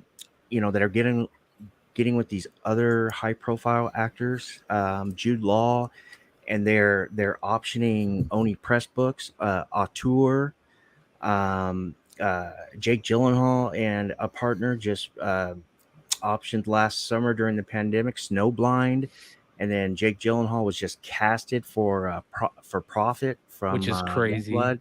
Right? Yeah. I mean, so what do you? It's getting big. What do you do? Do you go 3 movies, make it a trilogy, live action? Do you do? It's got to be rated R. Do you? It's got to be rated R. Yeah, Netflix that's a good point. series release. Do you do it on HBO? No, you got to do it on a streaming series. You got to do it on a streaming series. It has to be on something HBO a little Max. heavier than Hulu. Probably it'd probably be a Netflix or Prime. Probably Prime or Netflix. Prime seems like it's more of an NC-17 or R-rated series because you got the boys, right? So do you animate or do you leave it live action? Live action. Live action. Yeah. Live action. Yeah. Animation would take a long time. You just want to see alien sex live action. That's what it is. Yeah, baby. I see what you're saying, Dylan. I see like throwing what it a is. hot dog down a hallway. I wonder if aliens probe each other's asses when they mate. Or do they That's just how they say communicate. That's what you told me earlier. That is, you're right. Wow. They're talking to me. Can you imagine All if they're in right. an argument? I'll do speech. Well, all right. So this is I've got the first poll of the night up. It's do you read Saga? We are at 30 votes right now, and it's about 50-50. So let us know if you read Saga at all. I just want to know, because it's been on hiatus so much, that if there's people in here that are actually readers of Saga. It's one of those books that you love or you just meh, that type of thing. I actually just read it again last year. But before the next topic I want to get to is a very interesting one, and this we have an LCS shop runner in this chat or in this group right now, and that is the craziness that happened over the week with Penguin Random House shipping. This is a big deal. It has been talked about in a lot of chat rooms and groups, and a lot of retailers out there that are just really, really angry about what happened. For those of you guys that don't know, basically the long short of it is Diamond was the biggest retailer or distributor for comic books. Penguin Random House decided to get in the mix, and a bunch of companies jumped over, a bunch of publishers jumped over to Penguin. And the first round of books got sent out this last week from Penguin, and they showed up like this. And multiple people sent me pictures. So they just were they just flimsy, shitty boxes, or is the way they packed them in the boxes so once they got damaged, they were fucked? Ish, what's your thought on that? Let us know. Okay, so we did not switch over to Penguin Random House, so we didn't have to go through this. But being part of private retailer groups, we saw this was the first big week that all the orders placed in August were finally supposed to come through, and it actually the trouble started a week before when retailers were going into their accounts to check on the status of the shipments, check on the status of the orders, and all of a sudden we're seeing orders completely disappeared, orders canceled, shipping dates, all over the place. So there was, that's kind of when the panic started. Customer service response from Penguin was kind of, we had a glitch in the system. Everything's okay. Everything's still going to ship out. Don't worry about it. And then here comes this week. And, a lot of the boxes, they arrived in these flimsy boxes packed, stupidly. A lot of stores didn't even get their orders, and they waited 2-3 days before they even got a response that it was shipped to another state. So a lot of shops didn't even have Marvel new releases, or they had damaged ones. And then the other big deal was Penguin's response to these damages, and it's definitely not in line with what the consumer and the collector expects. Because now they're saying, what is sellable. There's kind of several tiers, right? And there's also one where it's like, it's just damaged enough where the local shop should just discount it and sell it. So that's not considered a damage. You can't get a refund on that. With profit margins fucking as slim as possible, having to discount a book means you're going to either hopefully just break even on it or lose money. And Penguin's saying, that's not a damage because you can still discount it. Isn't correct? Please correct me if I'm wrong. To my understanding, you have to wait a set amount of time before you can discount a book. Isn't that right? Like you have to have 30 days or 45 days or something after a book comes out before you can discount it and put it on the shelf? No, that was bad idea. They were the ones who said that. Okay. Discount or mark it up. No, you can. Yeah, right, so here's the new question. The cover price on the comic book is suggested retail price. So I got a new question for everybody out there, and that question is: should a comic shop sell a damaged book? And basically, what we're getting into right now is the fact that Penguin Random House is saying, some of those books are damaged, yes, but they're sellable. That should never be brought up in that situation. It should always be, send them back to us and we'll give you good ones, or we'll replace them. Or it should never be, you can still sell those. So I would love to know from comic buyers out there and comic readers if you think a comic shop should even sell a damaged book, a new modern book like that. In my opinion, I don't think they should. I think that a retailer should always be wanting to give the best quality product that they should give. If they're buying quality product, supposed quality product, they should sell quality product, and they shouldn't be forced to have to sell those damaged books. So what is a shop to do then when every copy arrives is damaged? Well, just not open for the week, let negotiate. No, you do what most comic shops are doing right now, or retailers are doing right now, and it sounds like they're going back to Diamond to now say, we just want Diamond to distribute from Penguin, right? And it sounds like that's the case, which Diamond is probably going, ha, ha, ha, they're laughing their asses off. So now it's just going to be one more step, but they know at least Diamond has better shipping, even though Diamond has taken a lot of heat over the years for this. It's one of their main issues is that they cannot ship quality shipping. now they're the ones that are laughing. So this is a huge problem, not just for comic buyers. The diamond is still more expensive to the retailer, though. Yes, you're right. You're 100% right. I'd like to see him give an option. So a lot of people switch to Penguin just because of the increased profit margin, and to make it worth selling new releases. I like to also point out when this whole announcement was made earlier in the year, Penguin went around. Even the phone rang, I picked it up. It was Penguin Random House. They're like, "We want you to switch to us and buy your Marvel from us. Here's my contact info. Let me know if you have any questions." I was like, "I have a question for you right now," and I'm sure every retailer in America has the exact same question. What are you going to do about the shipping and the damage, etc.? And the guy was like, "Oh yeah, everyone's been talking about that." He's like, "We got a big plan. We're going to take care of it." Here we are months later. They didn't. Yes. Supposedly they spent all this money researching cardboard and corrugation and special boxes. Maybe, the supply chain shortages probably play a big They factor didn't do into enough them research. not being able to get the boxes they wanted. And then here they are. They send out the shitty boxes despite knowing and promising that they were going to be on top of that one big major issue.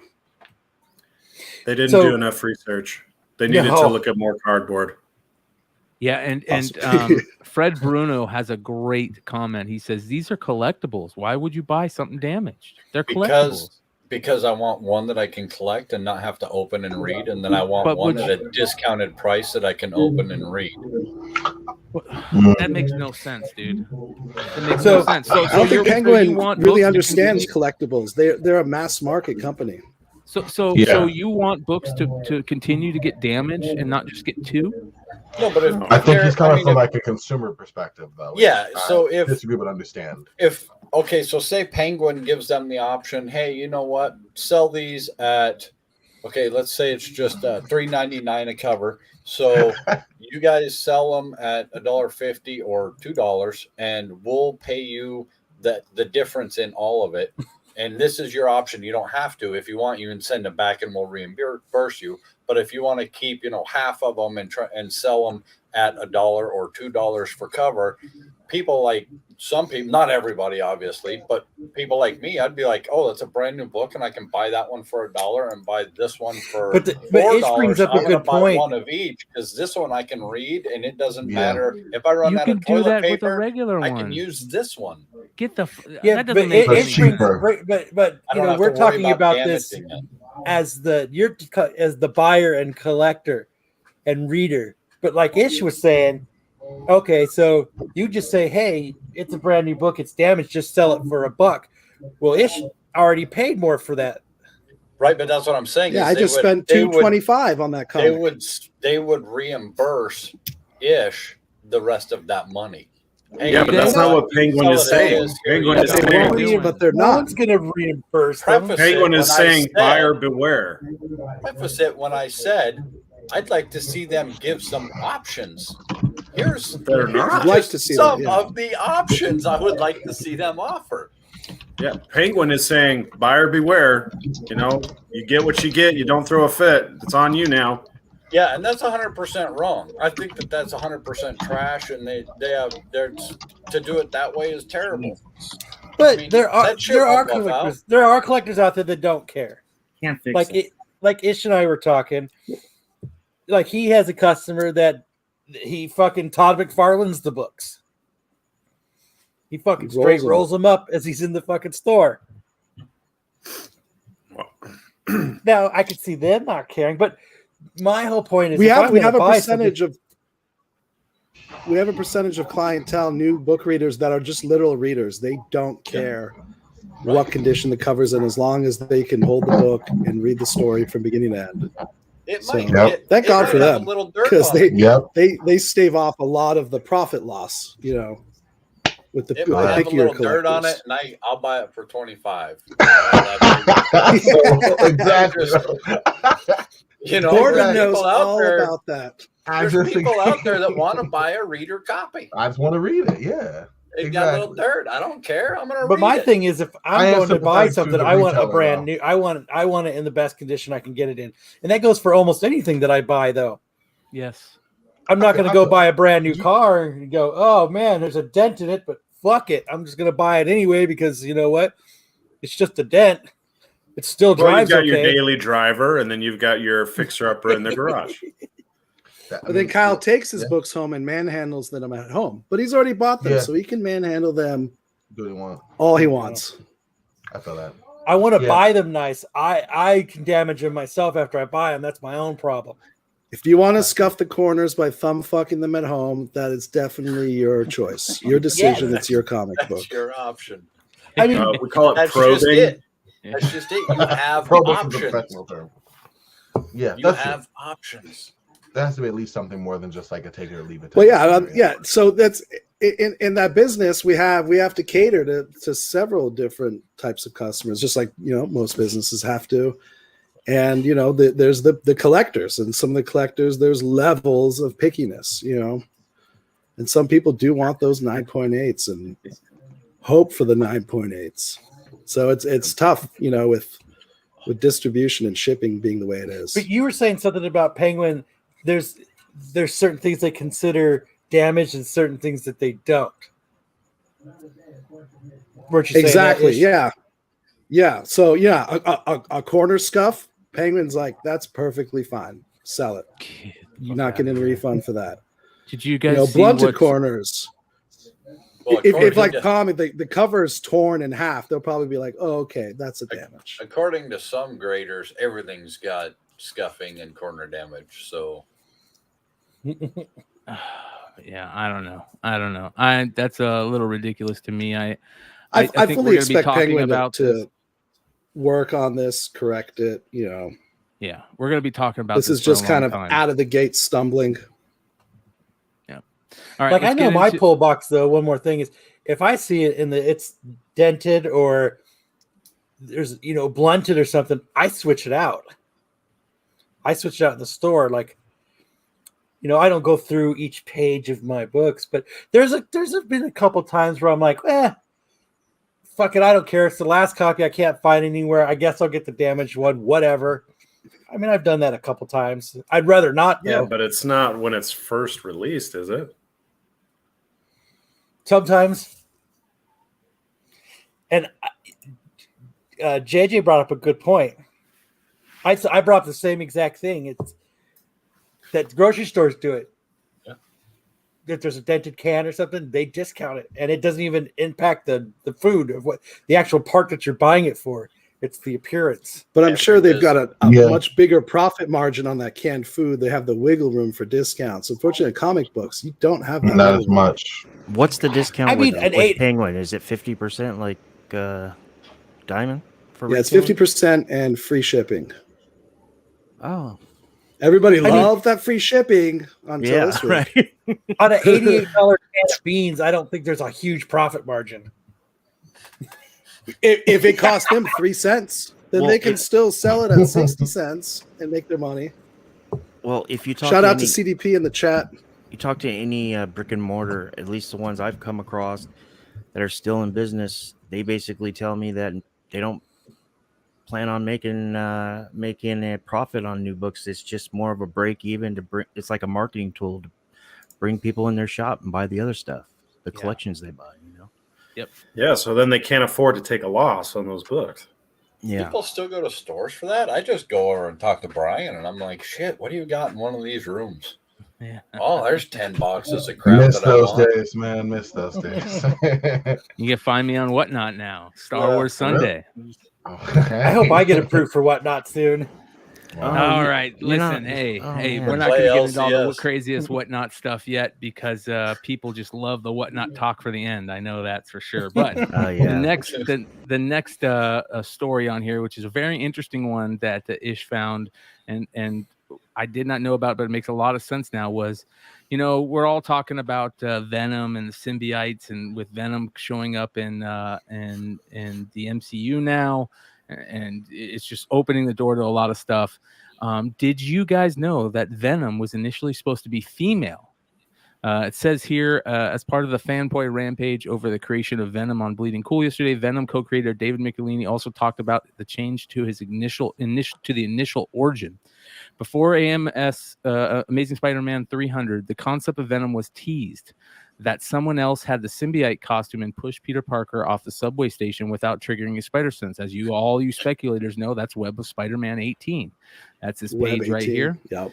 And it is one of the early cameos of Venom or the symbiote, or it's just one of those extra books to look for. And as you can see here, It's the first one. yeah. Well, It's is the it very first? Marvel Age? You got Marvel Age. It is, and it was retroactively designated to be Eddie Brock. Yes, retroactively designated. So there was a Eddie couple Brock. year span where the hand was still undetermined as to whose hand that was. Well, you guys can see the hand here, and this is a great point. It says right here, without triggering his. Oh, it says here that someone else had the symbiote costume and pushed Peter Parker off the subway station without triggering his spider sense in Web of Spider-Man 18 by Michelini, Silvestri, and Kyle Baker. But the gender of the hand was meant to be different to that of the Venom that would later emerge. As you can see, they're saying that this was supposed to be a female hand. And I don't know if you could tell if it's a female hand. Edwina Brock. Yeah. He said, I initially had an origin for a female character worked out, but when I switched over from Web to Amazing, I was asked to make the character male. I figured we could do that without, I figured I could do what I had set out to do with either gender. So that's when I came up with Eddie Brock. So there you go. It was originally supposed to be a woman because she lost her family in this issue, right? She's the one that pushed it. Yeah, she was intended to be a woman who lost her family not in this issue, I'm sorry, in an accident that Spider-Man caused in the past. Did somebody say this was the first symbiote? I think Ish was saying that this is the first appearance, quote unquote appearance. First appearance of Eddie Brock. Oh, this is actually the second cameo. Turns out to be. This is actually the second cameo. Yeah, that's what I thought. This is not the first cameo, right? The Vulture issue, right? So everyone's asking about the spider sense. It didn't. I think it came out before that. It didn't get set off. Yeah, that's why this whole thing was a big deal when he got pushed, that his spider sense didn't get set off. Yeah. And the reason it didn't get set off was because of the symbiote costume. So, yeah. But very interesting. The other, So what do you guys think if they had stuck with that idea? What do you mean? If it had been female, I think it probably would have been a better character. Yeah, like if Venom had been female. Yeah. That would have been cooler if you would have said that. Do you hear, Mr. Parker? Definitely a different dynamic for sure. Wow. Well, It would have been. I want to give a quick shout out to CBSI, of course, and it's just a quick place to go and find like all those great appearances and whatnot. All the first appearances of all the different characters and stuff like that. I don't know if they have one like every symbiote first appearance guide or something like that, but it'd be a good place to start. But I know there's a lot of those early Venom, Marvel Age, or early first symbiote costumes and all that type of stuff. So be on the lookout for those. Andy didn't like Venom 2. Yes, and that was the end. Yeah, Michelini said he did not care for the Carnage movie at all. Did he like the first one? The first time he saw it? He just, if you scroll down to the end of this article, that it's like a 2-sentence blip. He thought it was silly. He didn't like the buddy cop thing. I thought the Odd Couple was silly too. First time I saw it. Now I love it. Really? Oh yeah, it's like one of my favorite movies. I thought it was ridiculous. I couldn't even. It took me like 3 different time periods to get through the first. Now I've watched it like 30 times. I love it. That was how I was with Thor Ragnarok. The first time I went, it was one of the few movies I went to watch in the theaters, and I left and I was like, "Fuck that movie." So yeah, here are your appearances of Eddie Brock. Of course, 1824 is where he shows up in the shadows, and then 298, 299, and 300, of course. So, but what he doesn't talk about in this list is the weird ones, right? Like the preview ones and all kinds of stuff like that. So, Right. Those are the cool ones for me. The ad in Transformers number 1, 141. But there was no 252, cameo in the Monster ASM Marvel 252 or the Secret Wars 8 because this. There was no cameo of Eddie Brock. No. Not Eddie Brock. The Marvel Age 12. Just the Yeah, not Eddie Brock. Just the symbiote Yeah, that's a good one. black suit. Right. So. Yeah. Good stuff. Chronologically, the Secret Wars 8 came first, but then I believe it was actually released after 252. So there was kind of a little confusion that summer as to On the day, where did this black suit actually come from? Team Up was before that, though. Marvel Age 12 was the first, then Marvel Team Up. Is Marvel Age 12 continuity though? That's a preview, right? Previews count, man. Yeah. No, they don't. Shit's for the birds. All right. So here we go, you guys. Let's get into it. You ready? Pull up the trusty CBSI articles, all right? So 252, Secret Wars 8, and then 141, it looks like. So in 252, this book is way cheaper than it should be. Venom's, let's see here. Maybe not. I'm not gonna. Anyways, you can go find it. You can go. I talk about all these things. I looked it up. I Where went you down at? this rabbit hole just because I was losing my mind. And by release date, 141 was released before the other two. It hit the shelves before. You're right. Hold on here. But Marvel 12, that 12 Marvel Age All right. was. So here's some to look pre for. that. Here's some to look for to throw into the pot. Comics Journal 85 was October of 83. You can see them right there. There's an And ad, then too. Amazing Heroes 35 was Ooh. November of 83. And then Right, Heroes see 'em right there. Hotline 4. Heroes Hotline, December of 83. You can see them right here. And then Comic Reader 215. There you go. Amazing Heroes 39. There you go. And Marvel Age 12, which is March of 84. It has the red I spider, love that. which I like. Yeah. So there you go. There's all some of your Cool crazy design. preview stuff where they talk about the design. So then later in, I think it was August. After all the other books came out, there was an ad for the black suit in the Transformers number 1. Huh? Like those, there's a little excerpt in Transformers Little number ad, yeah. 1 for the black suit as well. Oh, But it's after the.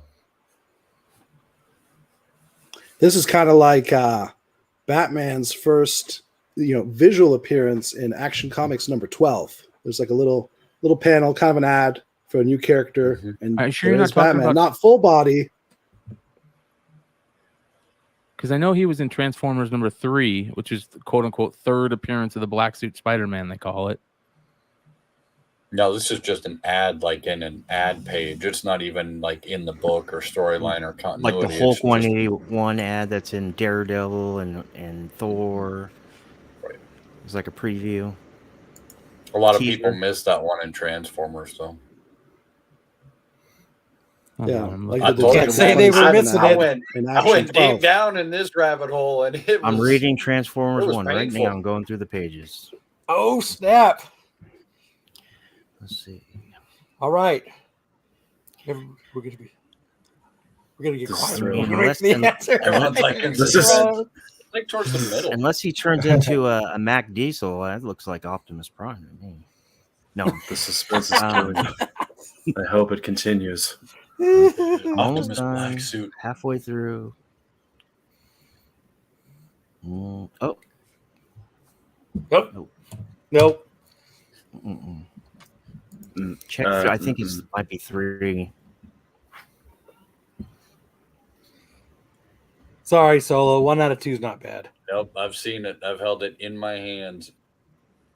Seen it. Says okay, In the so book. It's I don't just see an it. ad, and it's small too. It's only like, Yeah, the ads are in here. I don't see it. and it's just him standing there like on those other ones, and he's all Black Suit Spidey. Where's Ultra? We need Ultra here. It says Rick Leonardi did the came up with the idea for the black suit or something like that. Artwork is from Rick Leonardi based on ideas submitted in a story by Spider fan Randy Schuler. Wow. Randy Nice. Schuler came up with the idea, Spider-Man fan. And oh, this is crazy. Check this out, you guys. You're going to love this. Look at this shit.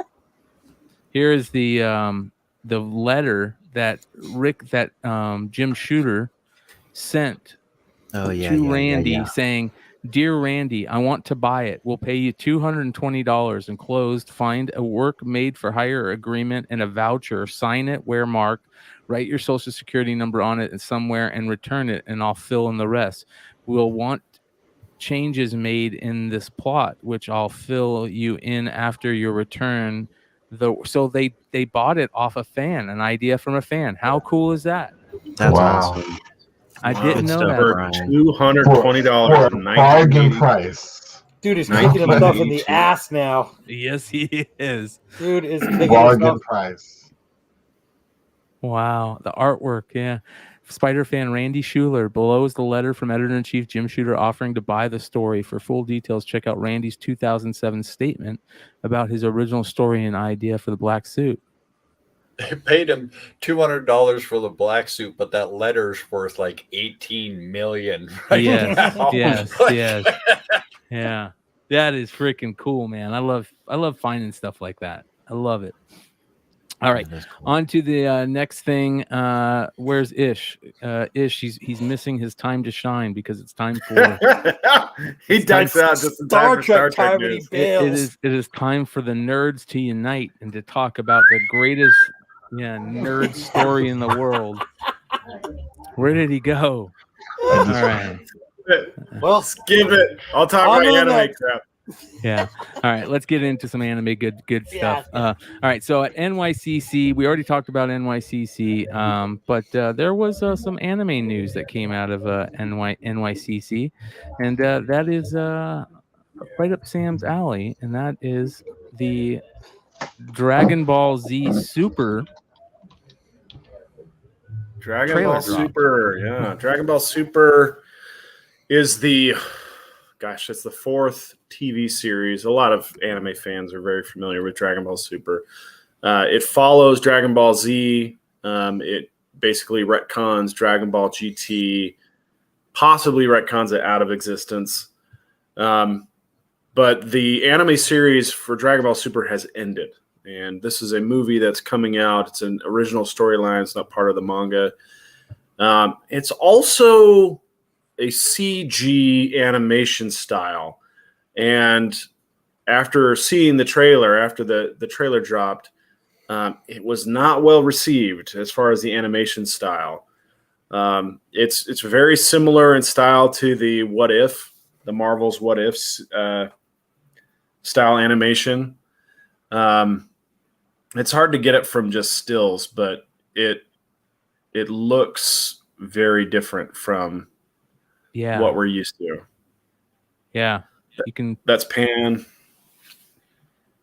Goku. Yeah, but the animation style was kind of a turnoff for a lot of fans.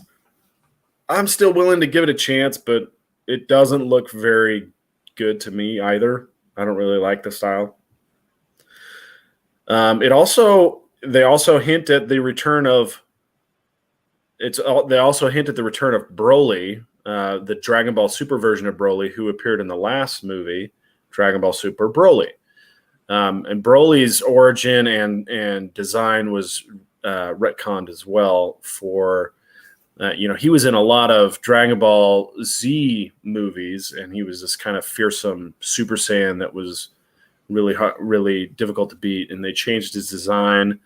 They made him kind of more of a humble beginning rather than this outrageous Super Saiyan. And it was a really cool design, and it looks like they're going to bring him back for this one. So not really clear on what the story is other than these two characters, 1 and 2 here, who are invading and blowing shit up, and they're going to have their hands full. with these two. It looks like he's got like a Luigi upside down belt on his belt. Yeah. So maybe they killed Mario and Luigi before they came in. Still better than a Bond movie. Yes. Yes. Better love story than Twilight. Well, there was other news out there too this week that you were talking about, My Hero Academia, right? Yeah, so My Hero Academia, their third movie was released in Japan a couple months ago, but it's now coming to the US, to Australia, to the UK. And as part of Funimation's release in the United States, they're going to also release a manga edition that goes along with the movie. So for all you collectors out there, they're not going to do it in Australia or the UK. They're only doing it here. So there may be some foreign interest in those manga volumes. So if you go, take your kids so you can get multiple volumes so you can sell some on the foreign market. Yeah. There you go. That's a matter of fact. You just found out that one of your My Hero Academia books was ruined, and you had to replace it. Did you replace it yet? Oh, that was One Piece. I put in the order. Yeah, I put in the order last week, but it's not supposed to get here till the 15th. So as soon as I get that, that'll be on my pickups for sure. Amen. Not bad, but yeah, that's an exciting one. So hopefully, if you guys are looking at picking up some manga, that's definitely a collector's edition manga. That's not going to be part of the original release or the normal release. You just noticed the old straw hat. I got a One Piece poster framed here behind me. All of these books over here are One Piece. Yeah, I'm a big time One Piece nerd. I got all the Funko Pops here, the whole crew. Well, that's why we enjoy, many reasons we enjoy having Sam on the show. He brings a fresh take on the manga and anime stuff, which is really nice. And there was one more story. I know I didn't get a chance to bring it up in our pregame, but one of my favorite series, Chainsaw Man, won the Harvey Award for Best Manga of the Year. There is an anime of this series coming out this year, sometime before the end of the year. But this is a spectacular manga. I cannot hype it enough. It's so good. And the twists and the turns that it takes and the art is absolutely bonkers, but it's amazing. And just the initial pitch is you have this teenage kid. His name's Denji. He's a demon hunter. Some bad things happen to him, and he ends up fused with a chainsaw demon. And badass. And he agrees to fight demons for the government as long as he gets to get to second base with the leader of his government division. So she promises to let him cop a field ski, and he agrees to fight demons for her. So this isn't an anime; it's just a manga. It's just a manga right now, but it's a spectacular manga. The anime is in production.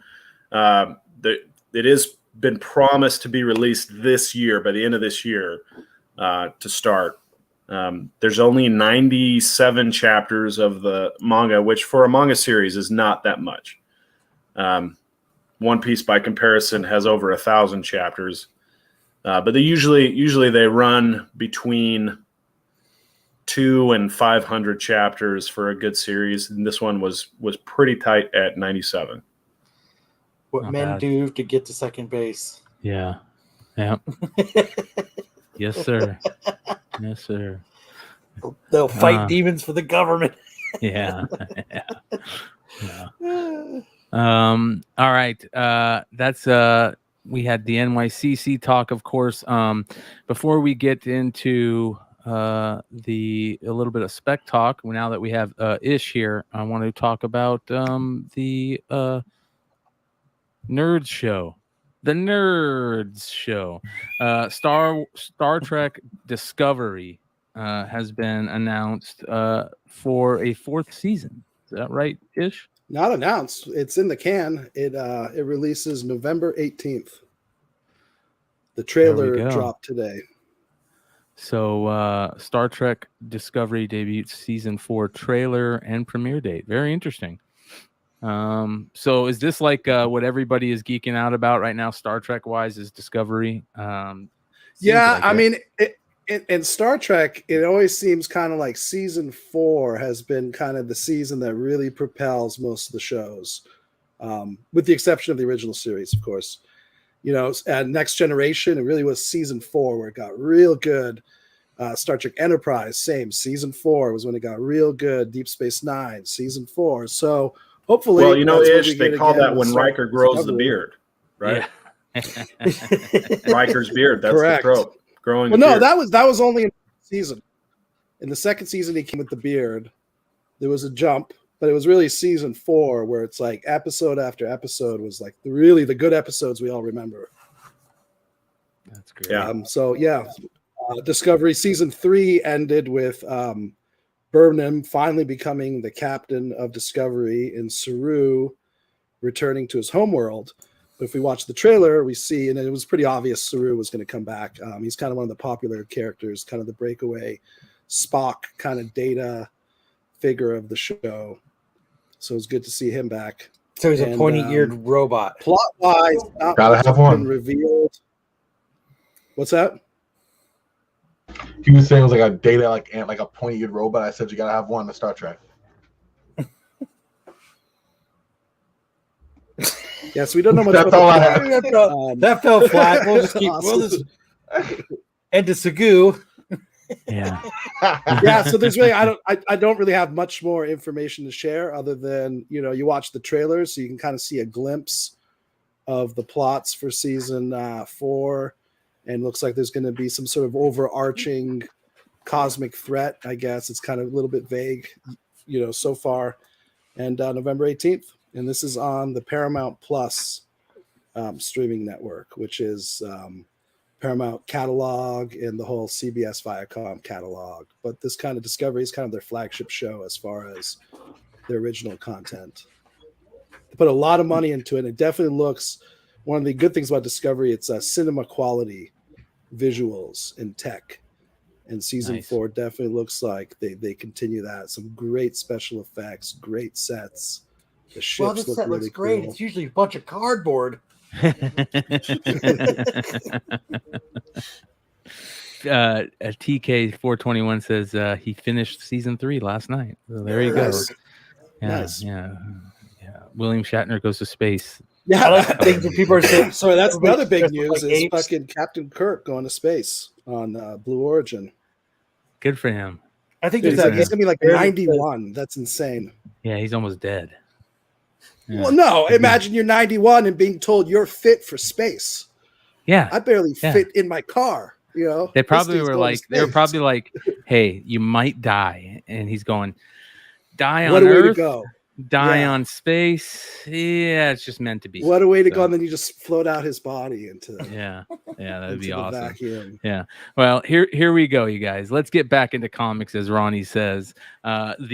A very interesting rumor that is going off right now that Dollar actually let me know about that I didn't even know about is this Monica Rambeau spinoff series for Disney Plus, which is supposed to involve her and the 10 Rings.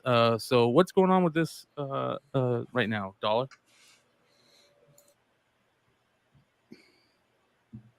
You're muted, brother.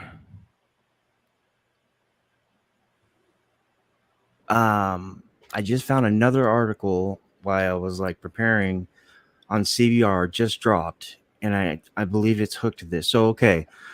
Comicbookmovie.com. Take it as you would. Grain of salt, pinch of salt, pissing in the wind, whatever. Okay. All I know is somebody put this out there and I had never seen this before. And basically what this is that Monica Rambeau is supposedly getting her, or in talks or in development of her own spin-off series from the Marvels, which is Captain Marvel 2, which I believe she's going to be going by Spectrum in that and possibly become Captain Marvel in that movie. That's just my speculation. But anyways, I'm going right. Let's get straight. Now on CBR.com, I just found something interesting.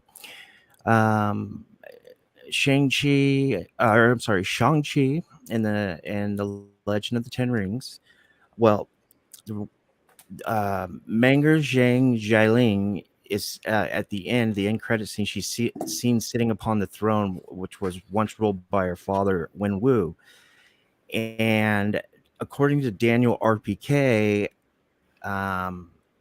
they have a series in development with her basically either like dismantling the Ten Rings and then bringing the Ten Ring or the people back, and then the actual Ten Rings back, and they're going to have a spin-off series explaining this. Well, it's funny because this Monica Rambeau article right here is based on is based on her, a spin-off off of Captain Marvel 2, but it's also based on her and the Ten Rings. So I believe these two could coincide. And the reason why I say this is because in the comics, if you go into, you can pull that up, Brian, that do you have that cover? If you go into this now, my boy Ian, me and Brian's good friend, you guys might know him as the Ninth Wonder. He's also really into this spec book, but this is Ironheart number 2. Most people wouldn't notice because of the Stan Lee tribute on there. This is a beautiful cover. This is her in the in her HUD, or her her Heads-up armor display. helmet. Yeah, kind of gives you a little nostalgia with RDJ and Jarvis and Friday, or that one Iron Patriot War Machine cover. Well, anyways, long story short, in the guts of this book are actually the first team appearance of the Ten Rings and their new costumes. This is the first time that they're in comics. So it's really cool. I had no idea. I bought a stack of these because of that cover, and it was funny. I bought the stack. I got them for $5 a piece off eBay, and I'm not even a day later. Ian, Ninth Wonder, he posted on his IG about the cover. So it was basically a cover buy, and I decided to read it, and I said, "Holy crap! This has some serious stuff going on in the guts." So now I'm looking at this article over here with Monica Rambeau, and it's a possible spinoff. It's just a rumor. There's no announcement or whatever, but it's a spinoff with her, and she's going to be basically, I guess you could say, casted with the Ten Rings. And I go to CBR.com that just dropped in, I don't know, a few hours ago, and they're saying, and CBR.com is a pretty legit site. They're saying that Zhang Jialing is going to have a spin-off series as well. The report suggests that there are other plans in store. Scooper Daniel Rickman, also known as Daniel RPK, seemingly revealed that a 10 Ring series is in development at Disney Plus with Zhang Jialing. I think it's Zhang Jialing as the series lead. And let's see, Shang-Chi and the Legend of the Ten Rings director, blah, blah, blah. There's a line in the middle. Okay, and then it says the scene entries. Okay, so it says basically what this saying is that they're doing a spinoff with her, and she's going to be running shit with the Ten Rings. And that book, the Ironheart 2 with the cover, let's forget about the cover, and throughout the series is the first appearance of the Ten Rings, the crew, the team. And that's the first time they have their costumes. That's what's important. The first time they're in their new costumes that are familiar to most people.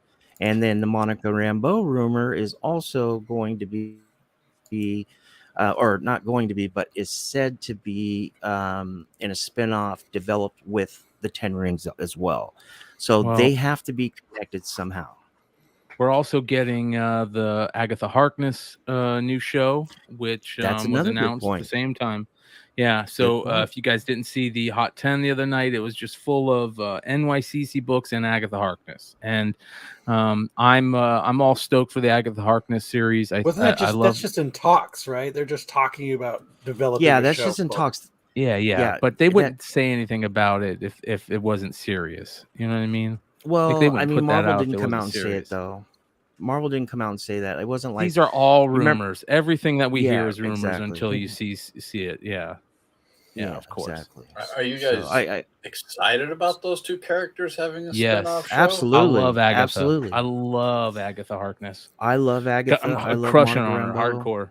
hardcore. Yeah. Bro, I know some movies you should She is see not with Catherine burnt. Hahn, bro. Catherine Hahn is not totally burnt yet, but she for some some reason lips. in Crispy. in She's Scarlet just crispy. in Scarlet Witch, man, there was something about her in that. I don't know what it was, man. Hey, Don't she was know what it badass in Step Brothers. She's fucking funny as shit to begin with. Period. Yeah, She is So, she is fucking hilarious, funny. man. yeah, she's part of that whole Yeah, I just crew. Just thought And there he went. Well, another book that he was talking about earlier in the behind the scenes was this book, this Rick and Morty book. Mr. Nimbus, Right Dollar, is a new character that is getting a lot of love on the show, and we should be seeing Mr. Nimbus showing up here shortly in the comics, because here we go. We got a new issue that's coming out, where it's going to have the first appearance of Mr. Nimbus. So we haven't talked a lot about Rick and Morty as being some spec stuff, but here it is. Get into some spec love with Rick and Morty. I don't know if there's a lot of fans out there that are still reading this book. Yeah, and they released last week 2 issues back to back the same week of different Rick and Morty miniseries. Yeah, So if you're a Rick think and I got Morty one of fan, the comics wise. There's a lot to read out there, surprisingly a lot. Yeah, I think I got this one, this Trover. Rick and There's Trover, that's the third. Yeah. Then there's Rick and Morty's Rick's New Hat. The new issue came out of New Hat, and then a new Rick and Morty series came out also. Interesting. So you actually Very had 3 interesting. Rick and Morty comics to pick up. Yeah, not bad at all. All right. I'm more interested in JJ's Whatnot now. What does JJ have a whatnot? Don't start, Kyle. I'm just reading what's going Hey, on. I want to in the mention chat. something. Comment in the chat from Ronnie Strike, and it's literally what he commented is like, my worst nightmare is the next James Bond movie is Daughter of Bond. Yeah, I think that's gonna happen. This dude. is exactly what I didn't want. Yeah. That's All right. How about this one, ladies and gentlemen? We talked about this. I can't remember what show it was. It could have been this show. It was on the network somewhere. Of course, we love Hive Comics here, one of the best retailers in the game. And they put out recently the Stray Dogs Dog Days #1, the Stan Yak cover, which, Stan Yak is an amazing artist out of Russia, I believe. That they've created, that they have a relationship with, where they put out some amazing cover. He did probably one of the best Teenage Mutant Ninja Turtle covers you'll ever see, in their Ronin variant that they did with him, which is limited to 250, which was absolutely amazing. And this one is a homage based on Fright Night. Mhm. And Kyle, you said that you jumped in there as soon as it was about to go for sale, and what happened? Yeah, it went on sale till like 11 a.m. Arizona time. I think at like 11:05, I popped in to grab one. Sold out.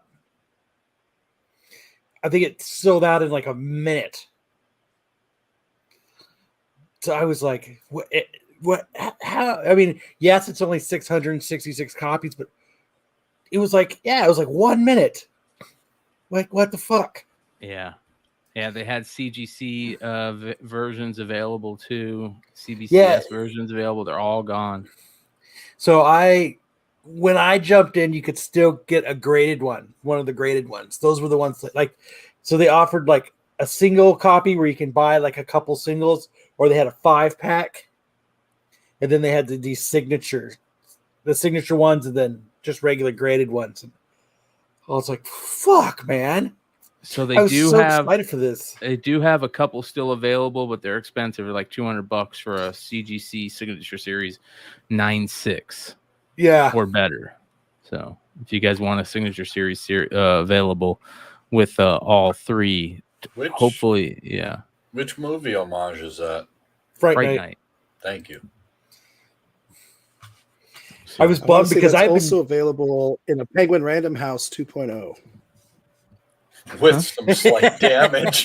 yeah. dude. At this Rim point, shot. I would Discount. take a damaged shot, a damaged one of those at this point. Yeah, it's not. It's listen, Stray Dog stuff has been absolutely on fire lately. We all know that. As a matter of fact, we have a book to give away tonight, and you guys know how we love to do giveaways on Tales from the Flipside. Why don't you show that there, Kyle? One of those beautiful books you're going to give away tonight. So Look at what I stumbled on today. Ooh, Stop trying to steal the thunder. Sorry. Wookie. So we'll be doing a giveaway for this, signed by Anthony Michael. God damn it, I'm backwards. You sure he just doesn't like bowling? Anthony Michael Fleece. Or Harley's. Bummer that's not signed by Wolverine. AMF Dude. bowling lanes. That's the coolest, man. What should we do as a giveaway? I mean, this is pretty fucking cool, dude. Signed by the Wolverine. The Wolverine. There's slashes right here. I mean, don't be jealous, guys. I gotta say though, when I got that book signed, I was there a very long time for a very long day and got a lot of books signed. And Tony, bar none, hands down, is one of the coolest people in the business, man. He is a straight shooter and a great guy. If you guys ever get a chance, Chad, his last name is Fleece. We asked him. if you guys ever get the chance Yeah, to he comes on the show all the time. hang out and just ask him questions, whatever. I mean, don't miss the opportunity to get a chance to hang out and talk to Tony, man. He is a hip dude. Right, though, on one of the episodes, we cleared that up. We actually asked him, right? Mm-hmm. Yes, we did. Yeah. So what should we do is for the giveaway? well, I'm setting up the Nightbot right now, so anybody that is part of the live chat will have an opportunity. Let me set this up here. So, the chance to win by Anthony Michael Fleece. So, I don't know if his middle name is Michael. I just think it's funny. So, Was that a White Claw, Kyle? yes, indeed. White Claw sponsoring Modern Comic Mayhem since today. I don't know why it's giving me problems here, you guys, but I'm getting Damn it. problems. Yeah. Well, you know, Damn sometimes it. those It kids could be- on the interwebs with their bots, they do some tricky stuffs. Yeah. Yeah. So let's Dude, do I was this. so excited for that Stray Dogs book that I was giving out. What was that? I was so excited and I was so bummed that it was sold out. That is a Yeah. bummer. Fuck. Those stray dogs, man, when you see them, you got to jump on that stuff like immediately because it's hot. People do not wait around.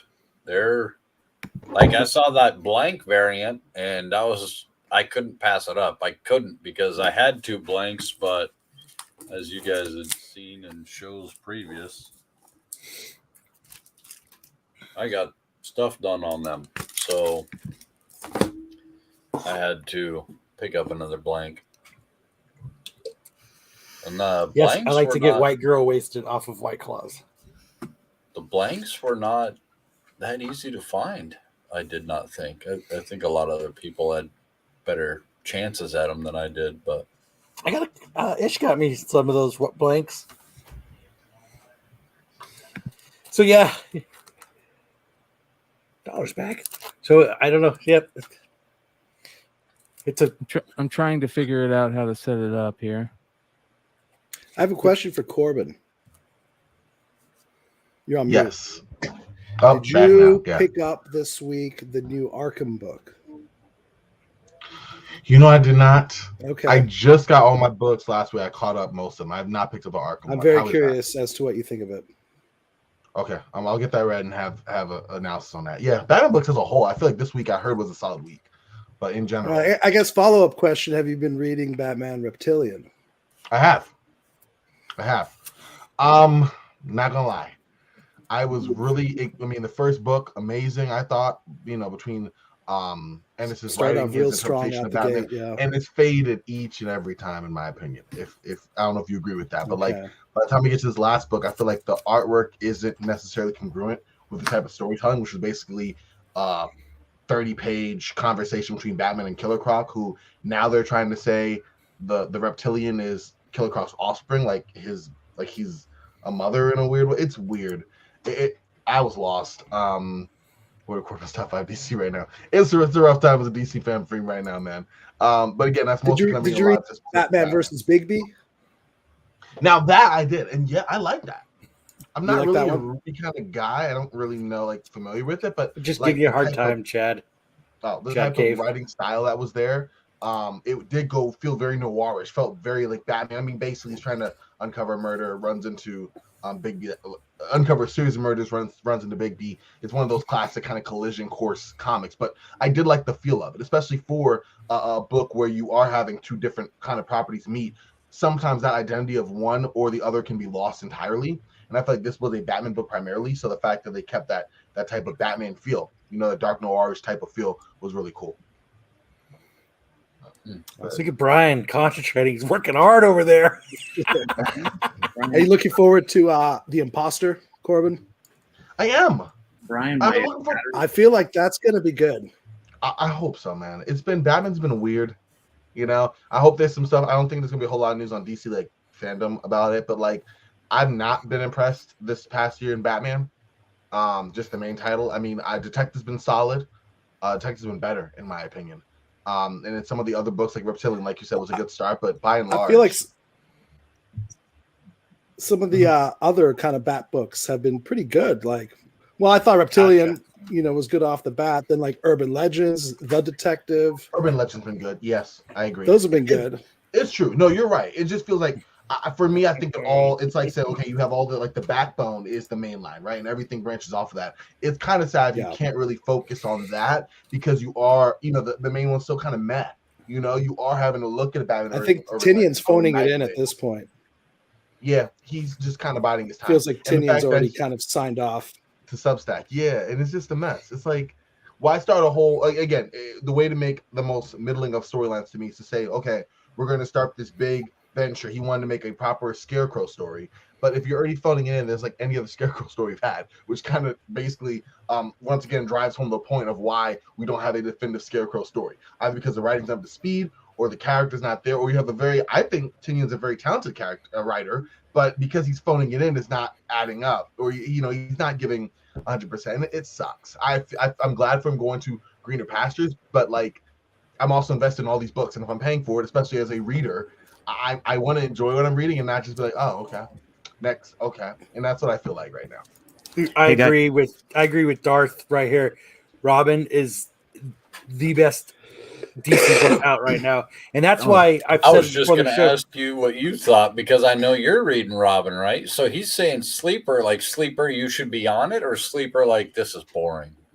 No, like he means sleeper, like sleeper, like it's got legs and everybody's under sleeping the radar. on it. Yeah, because I am too, I guess. Cause I hadn't even really reading it. Like once or twice I pick up an issue. It's fire.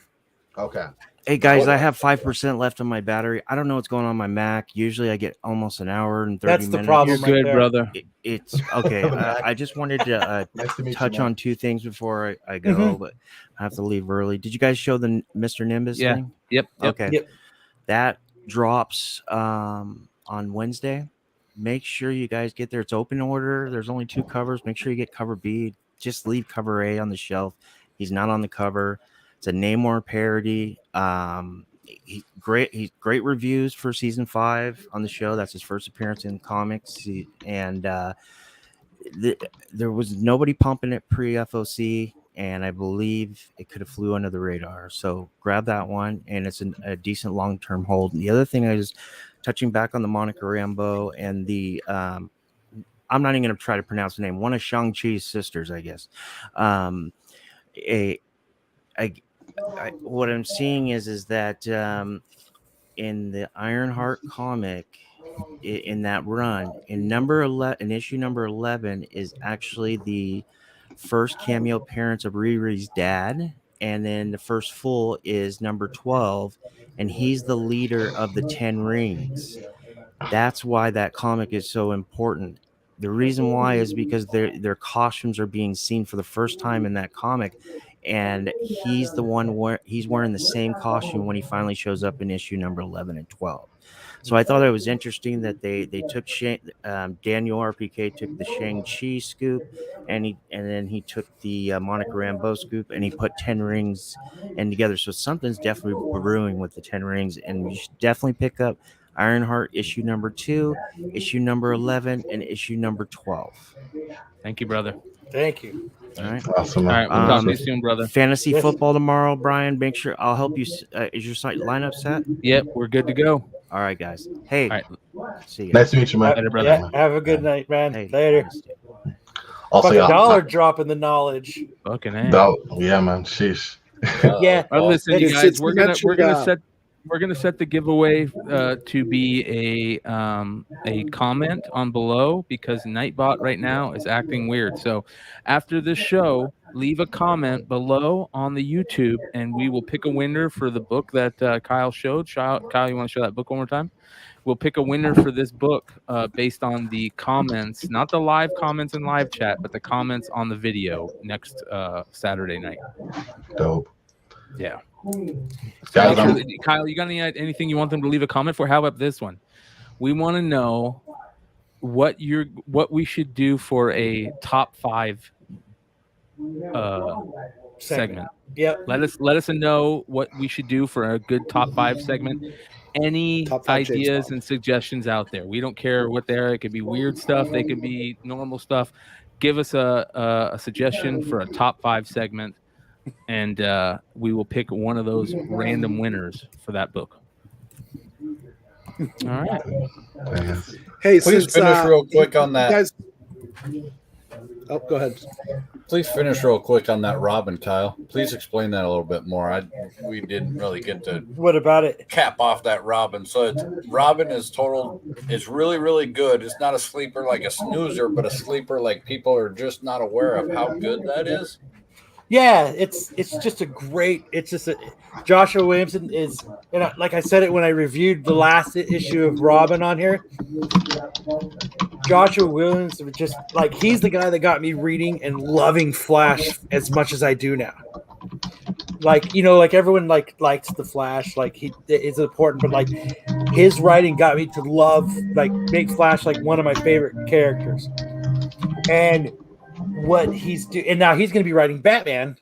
He's taking over Batman, but Robin is he's just killing it right now. Just the Mortal Kombat style that Damien is just going through and just whooping ass on this island. Why he's still fucking trying to figure shit out, and he's just a badass.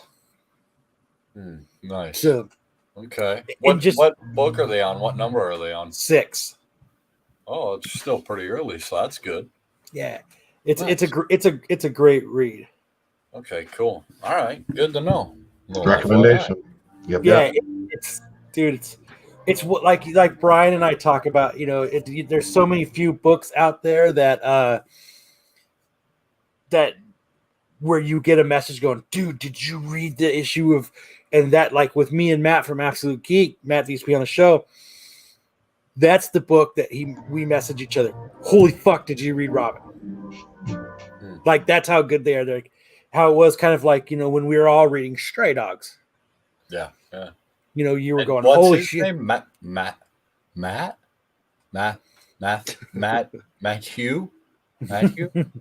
That's his. I think I know that guy. But yeah, he's just a badass. Like, like in the last issue, like it's like this tournament style fighting. and Damien, he's cocky. He just comes in, and he fucking whoops that, just knocks two people out without even without even barely trying. See, that's the Damien I like. And for a while, they were just telling Damien stories where they always made him such a weakling. And Damien's probably my favorite out of the Robins. I mean, he comes in and just delivers ass whoopings and bounces out real quick. You know what I mean? Like I always really liked the Damien character, and I may have to start picking it up and reading it because it's probably one of the best DC books out right now. Well, I take that with a grain of salt, as the last DC books I was reading, I quit reading. So it's a good read. It really is. So okay, cool. You are correct, JJ. And that's why Joshua Webb said he's just a badass writer. So that's why well, never mind. Corbin's gone. Yeah, I was gonna have some backup other questions for Corbin to jump on there, but that's okay. Right, he left. He just said, "Fuck it," I guess. Yeah, he's like, I'm bouncing. I guess his beard wasn't filling in good enough or something. Chad is like, on I can't point. hang with these guys. Yep. Hates James Bond, loves Robin. Hey, Sam, I'm going to hijack this back to a James Bond talk. What about the Go for song in the credits? That's always At the one beginning? element of James Bond is the song. The Billie Eilish, and the graphics. Billie Eilish one. Yeah. How do you rank that? My favorite is still Skyfall. Out of all the Bond songs, or just the Craig movies? As far as where I would rank this one amongst the 5 Daniel Craig ones, I'd put it probably middle of the pack. Quantum of Solace and what's that? You don't like the Jack White one? Which one was that? Is that the second one? Yeah. Jack White, no, my least favorite is Spectre and Quantum of Solace. I like Skyfall the best, then Casino Royale second best, and then the Billie Eilish one. And I guess I'm the total opposite. I really like the Spectre and Quantum song, and I do like Casino Royale, but I thought the Billie Eilish one was. Come on, guys! You got Duran in here with A View to a Kill. You got badass, yeah. Yeah, come on! This is Tom Jones. My era. Let's talk about my era here. We had some of the best music in the 80s and 90s. I was just talking about those 5 movies. Okay. Just because there's 25 James Bond movies we could talk about. We could talk about Best Bond. We could talk about Darkest Bond. We could talk about Punniest Bond. The thing is about the Daniel Craig ones, he still delivered the puns. He still did. Every time there was a kill, he would deliver a pun. Well, but he did it in such a way that it didn't feel corny. That's one of the things I like about Bond is, you have the Live and Let Die. You have the A View to a Kill. You have Roger Moore and Sean Connery and Pierce Brosnan. And just because you don't like one Bond doesn't normally mean, unless you're Kyle, that you don't like all Bonds. Like there's always a little something for someone. It's kind of cliche like Star Wars. It's not all for you, but there is something in there normally for one person that they can. Out of 25 movies, there's something for everyone. Everyone's going to have a different favorite. Everyone's going to have a different worst movie. It's asking like, what's the best Bond? I think is the toughest question. There's no best Bond. They're all different. They all brought something different. I agree with you. It is a loaded question. It's like asking what's the best Star Trek or what's the best Star Wars or what's the best Marvel. The best Bond. I'll tell you what the best Bond was. The best Bond was GoldenEye for Nintendo 64 by far. I think we can all agree that the worst Bond is the one that had Denise Richards in it. Even though she was hot at that time. That Yeah, what does was her- was qualify. her I Dr. agree with Christmas Sam, or it does something? qualify. Yeah, Tomorrow Never Dies. Dr. Christmas. I think you're right. I think it was Dr. Christmas. She reminded me of Doctor on the Venture Brothers. Who's leaving out Timothy Dalton? We're not leaving out Timothy Dalton's Dalton. great. Timothy Dalton I think had the those two movies darkest are Bond fantastic. portrayal out of any of them. Until Very Daniel Craig close came to along, the I'd say. very close to the original Ian Fleming creation. That's what I always liked about that. Yeah. License to Kill is a fucking badass movie. Yeah, that is it's They're a all good one. good. And he was just like this manic killing machine in License to Kill. Okay, let me say one thing about James Bond. So when Ian Fleming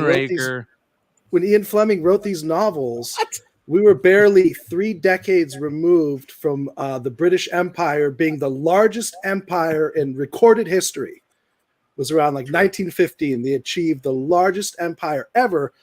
30 years later, he writes a character who is literally the trigger man for this entire empire. He answers to the queen. Think of that position in life. When you're that guy, you are the main assassin. 007 was the main assassin for the largest empire ever. I don't know. If you put it into that context, I think it's kind of crazy to think about. The Roman Empire? Thank you, Matt. You're No, the man. British Empire. I'm just playing. Thank you, Absolute Geek, at that one. I could not remember her name. Dr. Girlfriend from Venture Brothers, man. Christmas Jones. That's awesome. Yeah, Christmas yeah. I Jones. love It how was her Christmas girlfriend- Jones. Yeah. Yep. Her voice is all manly. Yeah. Yeah. I love the Venture Brothers. Yeah. Fuck yeah, man. But That was there's great. also, let's also not forget that Woody Allen and Peter Sellers and Jimmy Bond. Yeah, Jimmy Bond. Yeah, they played James Orson Bond in Welles this, as Le Chiffre. this like drug-induced Casino Royale movie from the 70s or 60s or 70s. It was just like 63. Yeah, 63. It was crazy. It was so funny. Just bonkers. That dude was That an is asshole. that is a too. bonkers movie with a great soundtrack too. Yeah. The Burt Bacharach music. Yeah. Very disjointed movie though. Mike Myers did not play. A lot of people played James Bond. Mike Myers is not one of them. He played a different version of the spy. He was. Now those are great. What was his name? Yeah. Those are movies that I can watch. Yeah, there you go. That's Kyle. There you go. Kyle likes movies that make fun of James Bond. Yes. Yes. Brock Sampson. Dude, James Brock Bond Sampson is on great, weed. man. Yeah. Hey, I tried really hard to like James Bond. How hard did you try? What does I that don't think mean? you- I don't What does think that you mean? tried. You tried hard. He watched it and he turned the volume all the way down and played Nirvana while he was watching. That's how hard he tried to like. Like, you know how they always Chad do Cave. marathons? There's always marathons Yeah. of James Bond. Multiple times I've like, all right, you know what? I'm just gonna sit and watch all these. I guarantee by the end I'm gonna love James Bond. And I sit there and I just go, holy fuck. What Was about it one where he's like- walking with as a blonde and Grace Jones and come on, man. You do a kill. On top of the Golden Gate Bridge. Isn't there a Octopus, James they Bond love movie that where ending. he's like in like, I don't know, like Iraq or something? James Bond movie where he's in Iraq. And like the whole concrete shit falls everywhere. Mhm. Never They're Say Never terrible. Again is the Tears Yeah. of Allah, that cave they go to. I think it's Oh in my- Syria. Terrible. No, Kyle.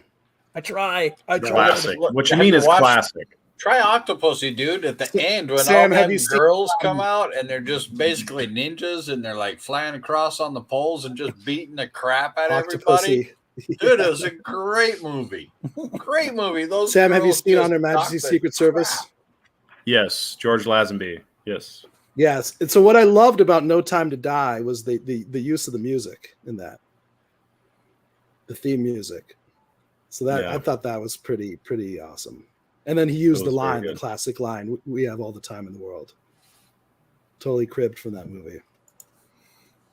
And Odd Job, when he takes off his hat and he throws his hat and chops people's heads off and stuff. Yeah. That's just classic, dude. You can't. That's so It is a good. classic. You know what's crazy is that Ian Fleming, actually, his job in the Secret Service was to come up with all these like crazy gadgets. Yeah, He actually did all that shit. Yeah, he was cute. Yeah, he was like Q, and he based a lot of this the crazy tech, like the most ridiculous stuff, like the pen that you click it 5 times, it turns into a bomb. Like I'm gonna he did end that this. stuff. I'm gonna Sagoo this with a great Sagoo on this one. Fuck Odd Job. Nobody's allowed to be Odd Job because Odd Job, when you crouch, is hard to shoot. So fuck Odd Job. Nobody's allowed to be Odd Job. And that being What said, about when you're doing slappers? Slappers only. Nope, it's one shot, one kill pistols. That's how you play Alright, Golden golden gun, One shot, golden one gun. kill Alright. pistols only in complex. The best place to play. And I will say that I was unstoppable at it. And I hung up Did you play? I hung up my championship belt on GoldenEye, and everybody moved on to Halo. And I said, nope, I'm done. I never lost a GoldenEye match ever. That being the Sagoo, that being also the ending to the show, ladies and gentlemen. 2 hours and 30 minutes. I want to say thank you for everyone hanging out, joining us again. Remember, you can get that sweet signed Stray Dogs book by leaving a comment after the show is done on the YouTube video. Tell us our next top 5 segment, what we should do our next top 5 segment on. Give us suggestions.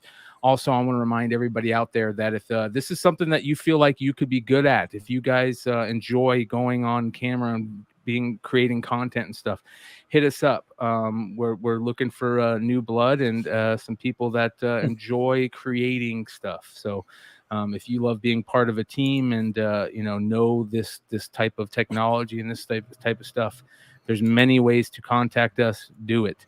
Also, Baltimore is coming up in 2 weeks. For anybody that's going to be at Baltimore Comic Con, make sure to stop by and say hi. We'll be there in force. It's going to be a lot of fun, and you're going to be hearing a lot about Baltimore the week leading up to it.